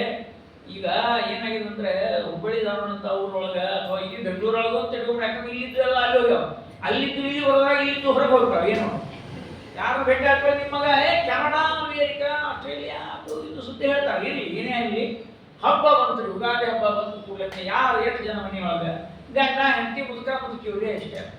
ಆಮೇಲೆ ಗಂಡ ಹೇಳ್ತಾನೆ, ನೀನು ಅಡಿಗೆ ಮಾಡಿಬಿಡು, ಮತ್ತು ಹೋಳಿಗೆ ಮಾಡಿಬಿಡು, ಹಬ್ಬ ಹೋಳಿಗೆ ಪಾಯಸ ಎಲ್ಲ ಮಾಡು, ನಾನಾ ಪೂಜೆ ಮಾಡಿಬಿಡ್ತೀನಿ. ಅಂದ್ರೆ ರಿಟೈರ್ಮೆಂಟ್ ಆದ್ಮೇಲೆ ಸ್ವಲ್ಪ ಪೂಜೆ ಕಲ್ತಿರ್ತಾರೆ. ಅವಾಗ ಆಗಿರೋದಿಲ್ಲ, ಹಿಂಗೆ ಕಲ್ತಿರ್ತಾನೆ. ನನ್ನ ಮನೆ ದೇವ್ರು ನಾನೇ ಪೂಜೆ ಮಾಡೋಣ ಅಂತೇಳಿ ನೈವೇದ್ಯ ಎಲ್ಲ ಮಾಡ್ತೀನಿ. ಮತ್ತೆ ಆಚರಣೆ ಕರೆಯೋಣ, ಗದ್ದಲ, ಆಮೇಲೆ ಮಡಿ ಅಂತ ಹಾರೋದು, ಬೇಳೆ ಗದ್ದಲ. ಸುಮ್ಮನೆ ನಾನೇ ಮಾಡಿಬಿಡ್ತೀನಿ, ನೀ ಅಡಿಗೆ ಮಾಡಿಬಿಟ್ಟು ನೈವೇದ್ಯ ಮಾಡೋದು. ನಿನ್ನೆ ಮುಗಿಸಿದ ಮೇಲೆ ಊಟ, ಗಂಡನ ಊಟ ಆಗ್ಬೇಕು. ಗಂಡನ ಊಟ ಆಗ್ತಾನೆ, ಹೆಂಡತಿ ಊಟ ಮಾಡೋಂಗಿಲ್ಲ. ಈಗ ನಮ್ಮಲ್ಲಿ ಸಂಪ್ರದಾಯ. ಅವ್ನು ಊಟಕ್ಕೆ ಹಾಕಿದ್ದು ಊಟ ಆಮೇಲೆ ಅದು ಎಲ್ಲ ಕೈ ತೊಳ್ಕೊಂಡು ಪೇಪರ್ ಹಿಡ್ಕೊಂಡು ಕೂತು. ಮುಂಜಾನೆ ಪೇಪರ್ ಓದಿಲ್ಲ ಅದಕ್ಕೆ ಪೇಪರ್ ಹಿಡ್ಕೊಂಡು ಹಿಂಗೆ ಕೂತ ನೆನಪಾಯ್ತು ಅವನು. ಮನೆಗೆ ಯಾರಿಲ್ಲ, ಇರೋರೇ ಇಬ್ರು, ಅದು ಊಟಕ್ಕೆ ಕೂತದ ಪಾಪ, ಯಾರು ಬಳಸ್ಬೇಕು ಅಂತ ಪೇಪರ್ ಒಗೆದು ಒಳಗೆ ಬಂದ. ಈಗೀಗ ಕೂತಿದ್ಲು. ಈ ಹೆಣ್ಮಕ್ಳಿಗೆ ಏನು ಸ್ವಭಾವ ಅಂದ್ರೆ ಗಂಡಂದ್ರ ಕಡೆಗೆ ಬಡಿಸೋಬಾರ್ದು ಅಂತ. ಎರಡೂ ಅರ್ಥ.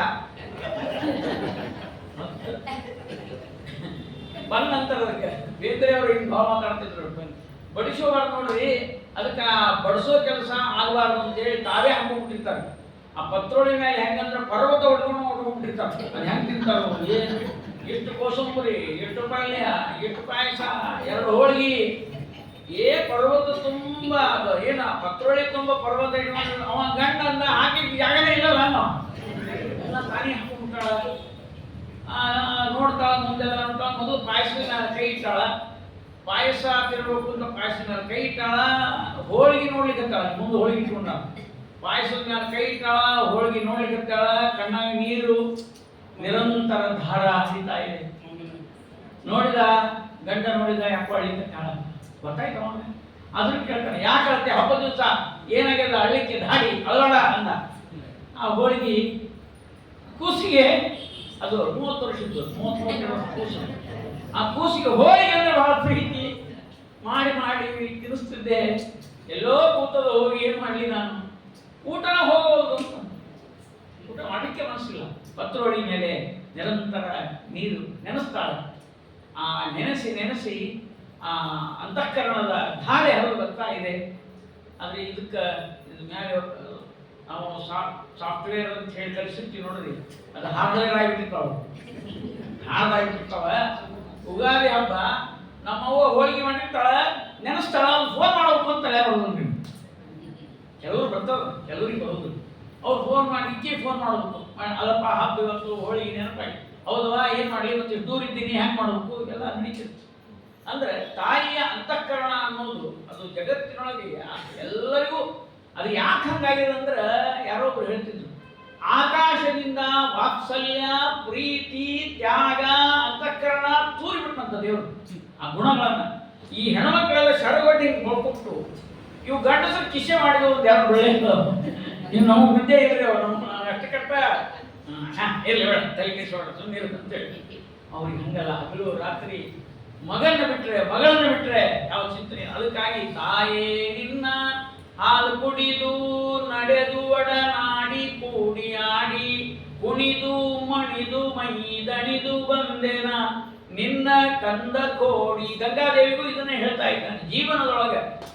ಆ ಎಲ್ಲ ಮಾಡಿದ್ರೆ ನಿನ್ನ ನೀರು ಕುಡ್ದೆ, ಆದ್ರೆ ಎಲ್ಲಾ ಕಡೆ ತಿರುಗಾಡಿ ಬಂದೆ, ಎಲ್ಲರ ಹಣೆ ಬರ ನೋಡಿ ಬಂದೆ, ಯಾರೂ ನನ್ನ ಉದ್ಧಾರ ಮಾಡೋಲ್ಲ ಅಂತ ನಿನ್ನ ತಂತ್ರ ಬಂದೆ.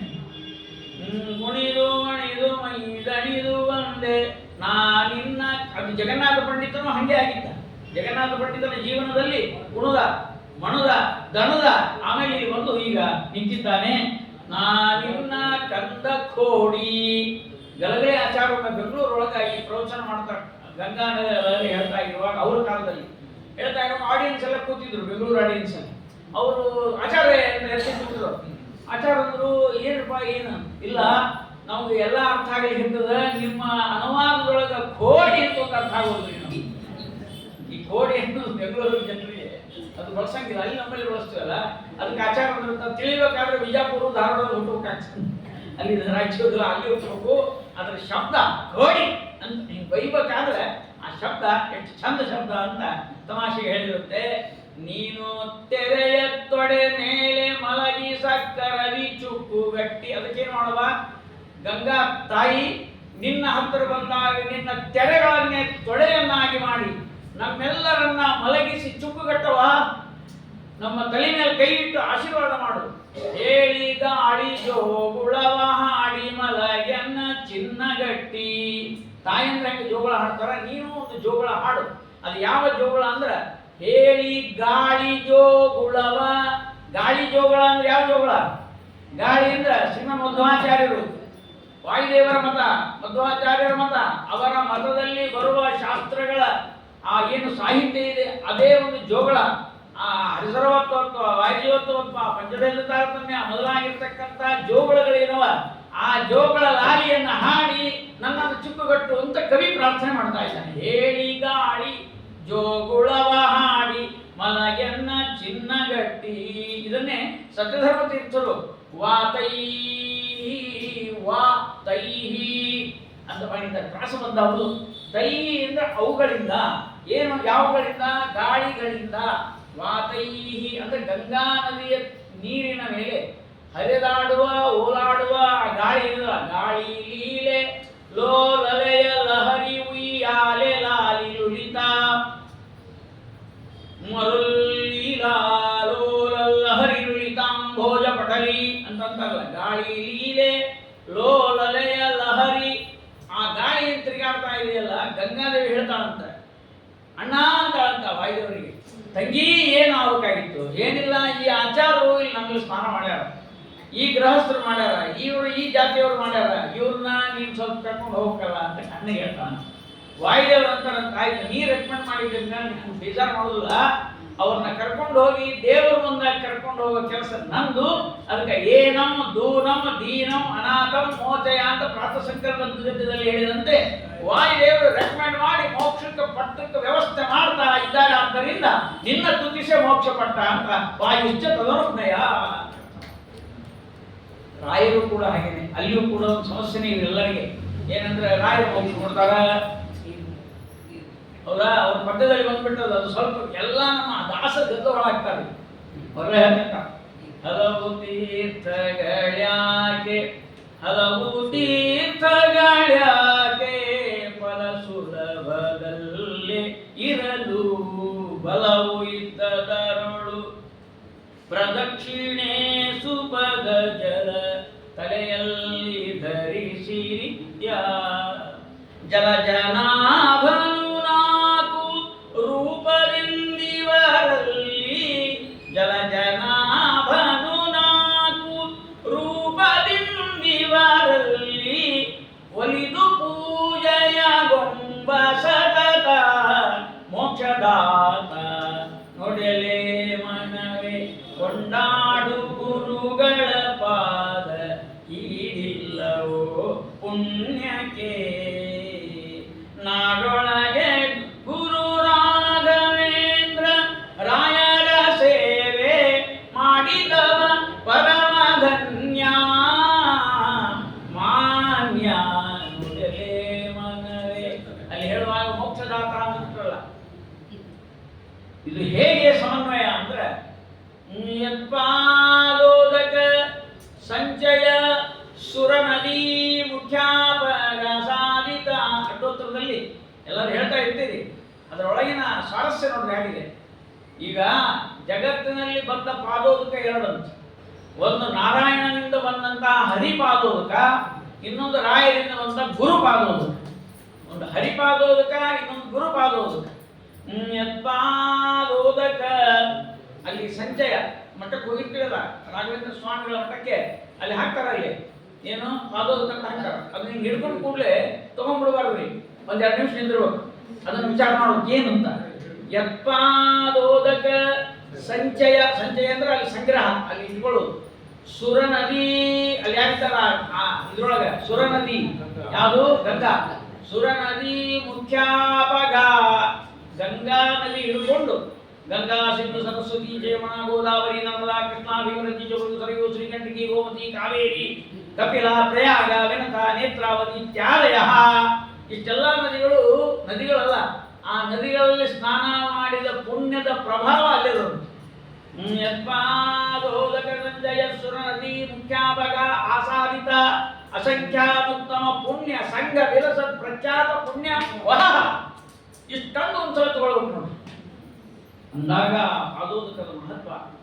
ಯಾಕಂದ್ರೆ ಅಲ್ಲಿ ಕೂಡ ಗಂಗಾ ವಿಮಲೀಕರೋತು ಹೇಳ್ತಾರೆ. ಗಂಗಾ ಹೆಂಗಿದ್ದ ಅಂದ್ರೆ ರಾಘವೇಂದ್ರ ಸ್ವಾಮಿಗಳವರ ಆ ಒಂದು ಸಾಹಿತ್ಯ ಏನಿದೆ, ಅವರ ಕೃತಿಗಳೇನಿದೆ ಅದೆಲ್ಲ ಗಂಗಾ ಸಮಾನ ಅಂತ ಹೇಳ್ತಾರೆ. ಈ ತೀರ್ಥರಿಗಂತೂ ಅವರ ಧಾಟಿಗೆ ಚೇಟಿಯಾಗಿಟ್ಟ ಅಂತ. ಧಾಟಿ ಶ್ರೀ ಜಗದೀಶ ಬರಿಯ ವಜದಾಂ ಚೇಟಿ ವಸ್ವತ್ತು ಅಂತ ನಾವು ಟೀಕಾರಾಯ ಬಗ್ಗೆ ಹೇಳಿದ್ರೆ, ಟೀಕಾರಾಯ ಏನು ಹೇಳ್ತಾರೆ ಗೊತ್ತೇನು? ಆ ಓಣಿಯೊಳಗೆ ಹರಿಯೋ ನೀರು ಅದೆಲ್ಲ ಗಂಗಾ ನದಿಗೆ ಸೇರಿದ ಕೂಡ ಹೆಂಗೆ ಮಂಗ ಆಗ್ಯದ ಅಂದ್ರೆ ಬೀದಿಯಲ್ಲಿ ಹರಿಯುವ ಜಲ ರಾಡಿ ಅದೆಲ್ಲ ಗಂಗಾ ನದಿಗೆ ಸೇರಿದ ಕೂಡ ಮಂಗ ಹೆಂಗಾಗ್ಯದ, ಹಂಗೆ ನನ್ನ ಮಾತುಗಳು ಮಧ್ವಾಚಾರ್ಯರ ಆ ಗಂಗೆಯಂತೆ ಇರುವಂತಹ ಮಾತುಗಳ ಜೊತೆಗೆ ಸೇರಿದ್ದರಿಂದ ನನ್ನ ಮಾತುಗಳು ಕೂಡ ಪವಿತ್ರ ಆದವು ಅಂತ ಟೀಕಾರಾಯ ಹೇಳ್ತಾರೆ. ಅಂದ್ರೆ ಒಬ್ಬರಿಗಿಂತ ಒಬ್ಬರು ಎತ್ತರ, ಎಲ್ಲಿ ಏನು ಹೇಳಿದ್ರು ಗಂಗೆ ನೋಡೋದ್ರಲ್ಲಿ ನೋಡಿದ್ರೆ ಯಾಕೆ ಮತ್ತೆ ಹೋಲಿಕೆ ತರದೆ. ಇದು ಅದ್ಭುತವಾದಂತಹ ಪರಂಪರೆ. ಆದ್ದರಿಂದ ಆ ಗಾಳಿ ಜೋಗಳವನ್ನು ಹಾಡುವ ನಮ್ಮನ್ನೆಲ್ಲ ಮಲಗಿಸುತ್ತ ಪ್ರಾರ್ಥನೆ ಮಾಡ್ತಾ ಇದ್ದಾನೆ ಕವಿ. ದಡದು ಬಿಟ್ಟಿದ್ದಾನೆ ಜೀವನದೊಳಗೆ. ಬಹಳ ಕಷ್ಟಪಟ್ಟವರಿಗೇನೆ ಅದು ಬರುವುದು. ಯಾಕಂದ್ರೆ ಮನಸ್ಸಿನಲ್ಲಿ ನೋವಿಲ್ಲದೆ ಇದ್ರೆ, ಕಷ್ಟ ಇಲ್ಲದೆ ಇದ್ರೆ ಭಕ್ತಿ ಹುಟ್ಟೋದೇ ಇಲ್ಲ. ಅದಕ್ಕೋಸ್ಕರವಾಗಿ ನಮ್ಮಲ್ಲಿ ಹೇಳ್ತಾ ಇದ್ದಾರೆ, ಏನೇನು ಮಾಡಿ ನಾನು ಜೀವನದೊಳಗೆ ಕವಿ ಹೇಳ್ತಾ ಇದ್ದಾನೆ. ಕವಿ ಏನು, ನಾವು ನಮ್ಮದು ಅದೇ ಕಲ್ಪನೆ ಇಟ್ಕೋಬೇಕಷ್ಟೇ. ಪುರೋ ಧಾವಂ ಧಾವಂ ದ್ರವಿಣ ಮದಿರಾ ಘೂರ್ಣಿತ ದೃಶಾಂ ಮಹೀಪಾನಾಂ ನಾನಾ ತರುಣತರ ಛೇದಸ್ಯ ನಿಯತಂ ಮಮೈವಾಯಂ ಮಂತುಃ ಸಹಿತ ಶತತಂತು ಹಂತುಃ ಜಡದಿಯಃ ವಿಯೋಗಸ್ಥೆ ಮಾತರಿಯರಿಯ ಕರುಣಾ ತಕ್ಷಣಮಪಿ. ಆಚಾರ್ಯ ಕನ್ನಡದಲ್ಲಿ ಸಿರಿಯ ಸೆರೆಯ ಮದ ಧುಂದ ಅಂಧ ನೃಪರೆದುರು ಓಡಿ ಓಡಿ ಮಣಿದು ದಣಿದು ನಿತ್ರಾಣ ಪ್ರಾಣನ ವಿದ್ಯೆ ಬುದ್ಧಿಗೇಡಿ. ನಾ ಯಾರ್ಯಾರಿಂದ ಹೋಗಿದ್ದ, ಜಗನ್ನಾಥನ ಹಂಗೆ ಹೋಗಿದ್ದ, ಆಂಧ್ರದ ರಾಜರ ಹತ್ರ ಹೋಗಿದ್ದ, ಯಾರನ್ನೋ ಬೇಡಿದ, ಯಾರೋ ಹಚ್ಕೊಳ್ಳಿಲ್ಲ. ಕೊನೆಗೆ ಶಹಜಹಾನ್ ಅಂತ ಸ್ವಲ್ಪ ದಿವಸಿದ್ದ ಅಂತ ಕತೆ ಹೇಳ್ತಾರೆ. ಅದೆಲ್ಲ ಆದ್ಮೇಲೆ ಅದು ಉಪಯೋಗ ಆಗಲಿಲ್ಲ. ಜೀವನದ ಸಾಧನೆ ಆಗುವುದಿಲ್ಲ, ಸ್ವಲ್ಪ ದಿವಸ ಮಾತ್ರ ಸುಖ ಅಂತ ಆಗ್ಬೋದು. ಅದಕ್ಕೆ ನಮ್ಮಲ್ಲಿ ಹೇಳ್ತಾರೆ, ದಾಸರೆಲ್ಲ ಹೇಳ್ತಾರೆ, ಅನ್ಯರ ಮಣಿದ್ವಾರ ಕಾಣೇನೋ ಸ್ವಾಮಿ ನಿನ್ನ ಸ್ಮರಣೆಯನ್ನು ಮಾಡೇನೋ, ಅನ್ನಕ್ಕೆ ಬಹುದೂರ ಹೋಬೇನೋ ರಂಗ ಪುಣ್ಯಕ್ಷೇತ್ರಗಳಿರೆ ನೋಡೇನೋ. ಅನ್ನಕ್ಕೆ ಬಹುದೂರ ಹೋಗ್ತೀವಿ ಅಂತ ಹೋಗ್ಯಾರಲ್ರಿ ನಮ್ಮ ಎಲ್ಲ ಹೋಗ್ಯಾರ. ಪಾಪ ಏನು ಮಾಡೋದು, ಅನ್ನಕ್ಕೆ ಹೋಗ್ಯಾರ. ಅನ್ನ ಇಲ್ಲಿ ಅನ್ನ ಸಿಗುದಿಲ್ಲ ಇದ್ರೆ ಅನ್ನ ಸಿಗ್ತದ. ಅನ್ನ ಒಂದೇ ಜೀವನ ಅಲ್ಲ, ಅದರ ಜೊತೆಗೆ ಎಲ್ಲ ಇರ್ತದೆ. ಗೌರವ, ಮರ್ಯಾದೆ, ದುಡ್ಡು, ಜೀವನ, ಆ ಪ್ರತಿಭೆಗೆ ತಕ್ಕ ಗೌರವ. ಪ್ರತಿಭೆಗೆ ತಕ್ಕ ಗೌರವ ಸಿಗಲಿಲ್ಲ ಅಂದ್ರೆ ಬಹಳ ತ್ರಾಸು. ಜಗನ್ನಾಥ ಪಂಡಿತ ತನ್ನ ಜೀವನದೊಳಗೆ ಹೆಂಗೆ ಶ್ಲೋಕ ಬರ್ತಾರಂದ್ರೆ ಅದು ಒಳಗಿನ ಹೊಟ್ಟೆಯೊಳಗಿನ ನೋವನ್ನು ಹೊರಗೆ ಹಾಕೊಂಡ್ರಿ ಶ್ಲೋಕದಿಂದ. ಗಿರಾಂ ದೇವಿ ವೀಣಾ ಗುಣರಣಹೀನಾ ದರಕರ ಯದೀಯಾನಾಂ ವಾಚಾಮೃತಮಯಮಾ ಜಾಮತಿ ರಸಂ. ಗಿರಾಂ ದೇವಿ ವೀಣಾ ಗುಣರಣಹೀನಾ ದರಕರ. ಜಗನ್ನಾಥ ಪಂಡಿತನ ಗಂಗಾಲಹರಿ ನಡೆದಿತ್ತಂತ. ಬ್ರಹ್ಮಲೋಕದೊಳಗ ಸರಸ್ವತಿ ವೀಣಾ ಬಾರಿಸ್ತಿದ್ಲು. ವೀಣಾ ಬಾರಿಸುವಾಗ ಅವನ ವೀಣಾ ಬಾರಿಸೋದ ನಿಲ್ಲಿಸಿಬಿಟ್ಲು. ಬ್ರಹ್ಮದೇವರಂದ್ರು, ಯಾಕೆ ನಿಲ್ಲಿಸಿದ್ದಲ್ಲ? ಗಿರಾಮ ದೇವಿ ಅಂದ್ರೆ ಸರಸ್ವತಿ, ವೀಣಾ ಗುಣರಣಹೀನ, ಗುಣ ಅಂದ್ರೆ ತಂತಿ, ಗುಣರಣಹೀನ ದರಕರ. ಯಾಕೆ ವಾಪಸ್ ಅವ್ರು ಕೇಳಿತ್ತು ಇದು ಏನಾಗ್ಯದ? ಯದೀಯಾನಾಂ ವಾಚಾಂ ಅಮೃತಮಯಮಾ ಚಾಮತಿ ರಸಂ. ಜಗನ್ನಾಥ ಪಂಡಿತನಾದ ನನ್ನ ಒಂದೊಂದು ಶ್ಲೋಕಗಳೇ ಅಮೃತ. ಆ ಶ್ಲೋಕಗಳ ಅಮೃತದ ಮಯವಾದ ರಸವನ್ನ ಕಿವಿಯಿಂದ ಪಾನ ಮಾಡಿದ ಸರಸ್ವತಿ ವೀಣೆಯಲ್ಲಿ ಸ್ವಾರಸ್ಯ ಇಲ್ಲ ಅಂತ ಬಿಟ್ಬಿಟ್ಲ. ಬೊಮ್ಮ ನರಸಿ ಬೇಸರಸಿ ಆಸೆ ತೊರೆದಿಹಳು ವೀಣೆಯೊಳಗೆ. ಇದು ಸಂಸ್ಕೃತ ವಾಣಿ ಕೇಳಿದ್ದಕ್ಕೆ ಹಿಂಗಾಯ್ತು ಸರಸ್ವತಿಗೆ. ಅದನ್ನೇ ಇಟ್ಟುಕೊಂಡು ನಾನು ಆಚಾರ ಬಗ್ಗೆ, ಗಲಗಲಿ ಆಚಾರ ಬಗ್ಗೆ ಒಂದು ಮಾಡಿದ್ದೇನೆ. ಅಲ್ಲಿ ಒಂದೇ ವಾಣಿ ಇತ್ತು, ಯಾವುದು? ಮಧುರ ವಾಣಿ, ಅಮೃತವಾಣಿ, ಸುರವಾಣಿ ಇತ್ತಲ್ಲಿ. ಯಾರು? ಜಗನ್ನಾಥ ಪಂಡಿತ ನಾಲ್ಗೆ ಮೇಲೆ. ಈ ಆಚಾರ್ಯರಿಗೆ ಎಷ್ಟು ಪುಣ್ಯ ಅಂದ್ರೆ ಅಮರ ವಾಣಿ ಸಂಸ್ಕೃತ, ಕನ್ನಡದ ಜಾಣಿ. ಆ ಕನ್ನಡ ಮಾತೆಯು ಕೂಡ ಇವರು ನಾಲ್ಗೆ ಮೇಲೆ ಇಬ್ಬರು ಕುಣಿದಾರ. ನಮ್ಮ ಗಲಗಲಿ ಆಚಾರ್ಯರ ನಾಲ್ಗೆ ಮೇಲೆ ಒಬ್ರು ಕುಣಿಲಿಕ್ಕಿಲ್ಲ. ಅವ್ರಿಗೆ ನಾವೇ ಅವು ಸರಸ್ವತಿ ಯಾವಾಗ ಬಂದು ಅವಾಗ ನಮ್ಮ ಸಂಸ್ಕೃತ ವಾಣಿ ಬಂದು ಕೂಡ ಕನ್ನಡ ವಾಣಿ ನಾನೇನು ಕಡಿಮೆ ತಗಿನೋ ಅಂತ. ಅಮೃತ ಅಮರ ವಾಣಿ ಕನ್ನಡದ ಜಾಣಿ ಕುಣಿದಿಹಳು ಜುವ್ವೆಯೊಳಗೆ. ನಮ್ಮ ಆಚಾರ ನಾಲ್ಗೆಯೊಳಗೆ ಇಬ್ಬರು ಕುಣಿದ್ರು. ಅವಾಗ ಬೊಮ್ಮ ನರಸಿ ಬೇಸರಸಿ ಆಸೆ ತೊರೆದಿಹಳು ವೀಣೆಯೊಳಗೆ.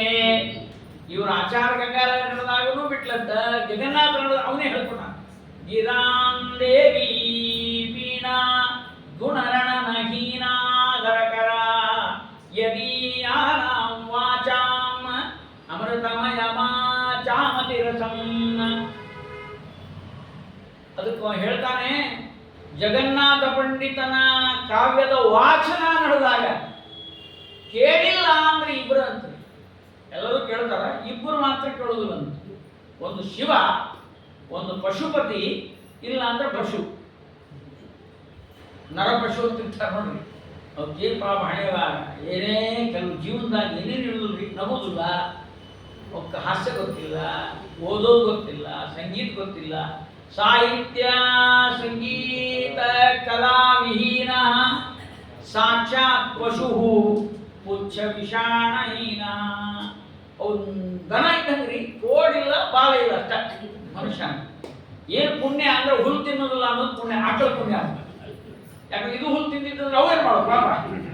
ಅದಕ್ಕಾಗಿ ಜೀವನದಲ್ಲಿ ಮೂರನ್ನು ಗಳಿಸ್ಬೇಕ್ರಿ. ಇಲ್ಲಿ ನಾವೆಲ್ಲ ಕೂತವ್ರು ಮೂರನ್ನು ಗಳಿಸ್ಬೇಕು. ಒಂದು ಸಾಹಿತ್ಯ ಅಲ್ಲ, ಬರೀಲಿಕ್ಕೆ ಬಂದ್ರೆ ಬರೀಲಿ, ಇಲ್ಲ ಅಂದ್ರೆ ಕೇಳೋದರ ಅದನ್ನು ನೋಡೋ ಓದುವುದರ ಮಾತ್ರ ಕಲಿಬೇಕು. ಸಾಹಿತ್ಯ ಒಲವು, ಸಂಗೀತ ಅದನ್ನು ಹಾಡಲಿಕ್ಕೂ ಬರಬೇಕು, ಇಲ್ಲ ಕೇಳಲಿಕ್ಕಾದ್ರೂ ಬರಬೇಕು. ಒಬ್ಬ ಶ್ರೋತೃ ರಾಜ ಅಂತ ಪ್ರಸಿದ್ಧ ಭಾರತದಲ್ಲಿ, ಅವನಿಗೆ ಬಿರುದು ಕೊಟ್ಟರು. ಅವನು ಮುಂಬೈಗೆ ಬಂದಿದ್ದ, ಆ ಕಡೆ ಉತ್ತರ ಭಾರತದಲ್ಲಿ ಬಂದಿದ್ದ. ನಾವು ಕುಂದಗೋಳಕ್ಕೆ ಸಂಗೀತ ಕೇಳಿ ಹೋಗಿದ್ವಿ, ಅಲ್ಲಿ ಕೂತಿದ್ದ, ಮುಂದೆ ಕೂತಿದ್ದ. ಅವನಿಗೊಂದು ಜಾಗ, ಸಪ್ರೇಟ್ ಜಾಗ, ಎಷ್ಟು ರಶ್ ಇತ್ತು ರೀ. ಅಲ್ಲಿ ನಮಗೆ ಜಾಗ ಸಿಗೋದಿಲ್ಲ ಅಂತ ನಾವು ಮೊದಲೇ ಹೋಗಿ ಜಾಗ ಹೇಳಿದ್ವಿ. ಆದ್ರೆ ಅವ ಈ ನನ್ನೋಡು ಎದ್ದು ಹೋದ್ರೆ ಆ ಜಾಗಕ್ಕೆ ಅವ್ರು ಕೂಡ್ತಿದ್ದಿಲ್ಲ. ಆ ಜಾಗ ಖಾಯಂ ಅವ್ರಿಗೆ ಸ್ಪೆಷಲ್ ಅದು. ನಾನು ಇವ್ರಿಗೇನು ಸ್ಪೆಷಲ್ ಅಂದೆ, ಇಲ್ರಿ ಅವ್ನು ಯಾವಾಗಲೂ ಕೇಳ್ತಾನೆ, ಯಾರು ಹಾಡಿದ್ರು ಕೇಳ್ತಾನೆ, ಹೆಂಗೆ ಹಾಡಿದ್ರು ಕೇಳ್ತಾನೆ. ಅದು ಶ್ರೋತೃ ರಾಜ ಅಂದ್ರೆ ಹೆಂಗಿರ್ಬೇಕು, ನಮ್ದೆಲ್ಲ ಹೆಂಗಿರ್ತಂದ್ರೆ ಚಾಯ್ಸ್ ಮಾಡ್ಕೋತೀವಿ. ಯಾರು ಪ್ರವಚನ ಮೆಸೇಜ್ ಬರ್ತದಲ್ಲ, ಮದ್ದು ಸಂಘದಿಂದ ಆಗಲಿ ಅಥವಾ ಯಾವುದರಿಂದ ಆಗಲಿ ಬಂತಲ್ಲ ನೋಡಿ, ಯಾಕೆ ಹೋಗ್ಬೇಕು ಬ್ಯಾಡ ಅಂದ್ರೆ ನಿಮ್ಮ ಸ್ವಾತಂತ್ರ್ಯಪ್ಪ, ನೀವೇನು ಬರಲೇಬೇಕು ಅಂತೇನು ಒತ್ತಾಯ ಮಾಡ್ಲಿಕ್ಕೆ ಬರೋದು ಬನ್ನಿ. ಹೀಗಾಗಿ ಬರುವಾಗ ನಮ್ಮದೇ ಆದಂಥ ಕಲ್ಪನೆಗಳಿಗೆ ನಾವು ಬರ್ತೀವಿ. ಹಾಗೆ ಬರಬೇಕಾದ್ರೆ ಅದು ಆದ್ರೆ ಯಾರೇ ಹೇಳಿ, ಹೆಂಗೆ ಹೇಳಿ, ಏನೇ ಹೇಳಿ ಅಂದ್ರೆ ಈ ಪರಮಾತ್ಮನ ವಿಚಾರ ಅದು ಹೆಂಗೆ ಇರಲಿ, ಅದು ಸ್ವಾರಸ್ಯ ಇರಲಿ, ಏನೇ ಇರಲಿ, ಅಲ್ಲಿ ಬಂದು ಸತತವಾಗಿ ಕೇಳಬೇಕೆನ್ನೋ ಮನೋಧರ್ಮ ಇರ್ತದಲ್ಲ, ಅದು ಬಹಳ ಕಷ್ಟ. ಅವ ಹಂಗಿದ್ದಿಲ್ಲ. ಅಗದಿ ಈಗ ರೀಸೆಂಟ್ ಆಗಿ ಸಂಗೀತ ಕಲ್ತವ್ರು ಆಡಿದ್ರು ಹಂಗೆ ಅವ್ರು ತಪ್ಪಾಡಲಿ, ಹೆಂಗಾಡಲಿ, ಬರೀ ಹೆಂಗೆ ಇರಲಿ, ಕೂತ್ ಕೇಳಿದ್ರು. ಎಲ್ಲಿ ಅಡಿಕೆ ಇಟ್ಕೊಂಡ್ಬಿಡೋದು, ಕೇಳೋದು ಅಂತ. ಅವರೆಲ್ಲ ಪಾಪ ನಮಸ್ಕಾರ ಮಾಡ್ತಿದ್ರು. ಇವಾಗ ಹೊಸದಾಗಿ ಬಂದವರು ಅವರು ಏನ್ರಿ ನಾವು ಹೆಂಗ, ಯಾಕಂದ್ರೆ ಎಲ್ಲರಿಗೂ ಕೇಳಿ ಜೀವನದೊಳಗೆ ಆತೊಂದು ಒಂದೇ ವೃತ್ತಿ ಅಂದ್ರೆ ಶ್ರವಣ ಬಿಟ್ಟರೆ ಇನ್ನೇನಿಲ್ಲ. ಅದಕ್ಕೆ ಅವ್ರಿಗೆ ಬಿರುದು ಕೊಟ್ಟರು ಭಾರತದೊಳಗೆ, ಸಂಗೀತ ಶ್ರೋತೃ ರಾಜ. ಇವು ಕಿವಿ ಹಂಗಿರ್ಬೇಕಾಗ್ತದ್ರಿ, ಭಾಳ ಕಷ್ಟ. ನಾನು ಒಬ್ಬರು ನೋಡಿದ್ದೆ ಶಿರ್ವಾರದಲ್ಲಿ, ರಾಮಾಚಾರ್ಯರು ಅಂತ, ಶಿರ್ವಾರ ರಾಮಾಚಾರ್ಯರು ಅಂತ ಬಹಳ ಸಾತ್ವಿಕ ವ್ಯಕ್ತಿ. ಅವ್ರು ಯಾರೇ ಪ್ರವಚನ ಹೇಳ್ತಿದ್ರೆ ಒಂದು ಮೂಲೆ ಕೂತ್ಕೊಂಡಿರ್ಬೇಕು, ಅವ್ರಿಗೆ ಜಾಗದ ಪ್ರತಿಷ್ಠಾ ಅದು ಏನಿಲ್ಲ, ಒಂದು ಕಡೆ ಕೂತಿರ್ಬೇಕು. ಯಾರೇ ಸಣ್ಣ ಹುಡುಗ ಪೂಜ್ಯಾಯ ರಾಘವೇಂದ್ರ ಕೃಷ್ಣಾಯ ವಾಸು ಏನೇ ಆಗಲಿ ಪ್ರವಚನ ಮಾಡ್ತಿದ್ದ ಅಂದ್ರೆ ಕಣ್ಣಲ್ಲಿ ನೀರು ಬರ್ಬೇಕು. ಅವ್ರು ಚಲೋ ಹೇಳಿ, ಒಟ್ಟು ಏನೇ ಹೇಳಿ ನಾನು ನಮ್ಮ ತಂದೆಯವ್ರಿಗೆ ಹೇಳ್ತೆ, ಅವ್ರು ಯಾಕೆ ಹಂಗೆ ಹೇಳ್ತಾರೆ, ಇಲ್ಲಪ್ಪ ಅವರು ಸಾಧನ ಇಷ್ಟು ಮಾಡ್ಯಾರಲ್ಲ, ದೇವರ ಹೆಸರು ಕೇಳಿದ್ರು ಕೂಡ ಇಷ್ಟು ಮಾಡ್ಬಿಡ್ತಾರೆ. ಅವ್ರು ಏನು ಮಾಡ್ತಾರೆ ಅದಕ್ಕೆ ವಾಯುದೇವರ ಅನುಗ್ರಹ. ಯತ್ರ ಯತ್ರ ರಘುನಾಥ ಕೀರ್ತನ ತತ್ರ ತತ್ರ ಕೃತ ಮಸ್ತಕಾಂಜಲಿ ಬಾಷ್ಪಲೋಚನ ಅಂತ. ಅದು ಕಣ್ಣಲ್ಲಿ ಆನಂದಂತ್ರಿ ಅವ್ರಿಗೆ. ಅದಕ್ಕೆ ನಾವು ಹನುಮಂತರು ಇಟ್ಕೊಂಡಿರ್ತೀವಿ ಪ್ರವಚನಕಾರ, ಯಾಕಂದ್ರೆ ಮಂದಿ ಕೇಳಿ ಉಳ್ಳಿ ಇದ್ದಂತೂ ಕೇಳ್ತಾರ ಗ್ಯಾರಂಟಿ. ನಮ್ಮ ಹನುಮಪ್ಪ ನಮ್ಗೆ ಯಾರು ಅನುಗ್ರಹ ಮಾಡಿ ಕೇಳ್ತಾರಪ್ಪ. ಅವನಷ್ಟು ಮಾತರುಮೇ ಮಾತರಿಶ್ವನ್ನ ಪಿತರ ತುಲಗುರು ಜನ ಹೇಳ್ತಾ ಇದ್ರೆ, ಬಾಲಕನ ಕಲಭಾಷೆ ಜನನಿಯು ಕೇಳಿ ಸುಖ ಪಡುವಂತೆ. ಈ ಜನನಿನೂ ಒಮ್ಮೊಮ್ಮೆ ಕೇಳ್ತೋ ಇಲ್ಲೋ ಗೊತ್ತಿಲ್ಲ, ಆದ್ರೆ ಹನುಮಂತ ದೇವರು ಮಾತ್ರ ಯಾವಾಗಲೂ ಕೇಳ್ತಾರೆ.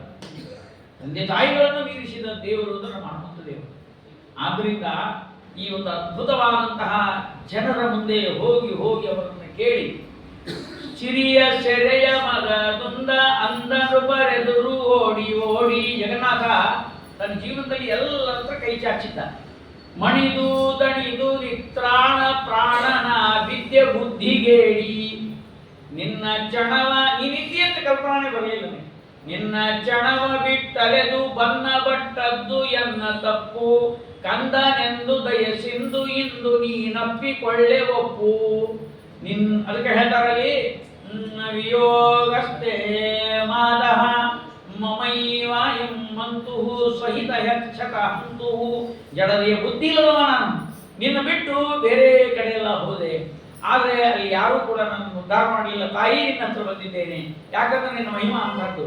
ನಿಧಾನಂ ಧರ್ಮಾಣಂ. ಈ ಶ್ಲೋಕ ಪ್ರಾಸಬದ್ಧವಾದದ್ದು, ಅರ್ಥಶುದ್ಧವಾದದ್ದು. ನಿಧಾನಂ ಧರ್ಮಾಣಂ. ಎಲ್ಲ ಧರ್ಮಗಳ ಮನೆ ಅಂದರೆ ಗಂಗಾ ನದಿ.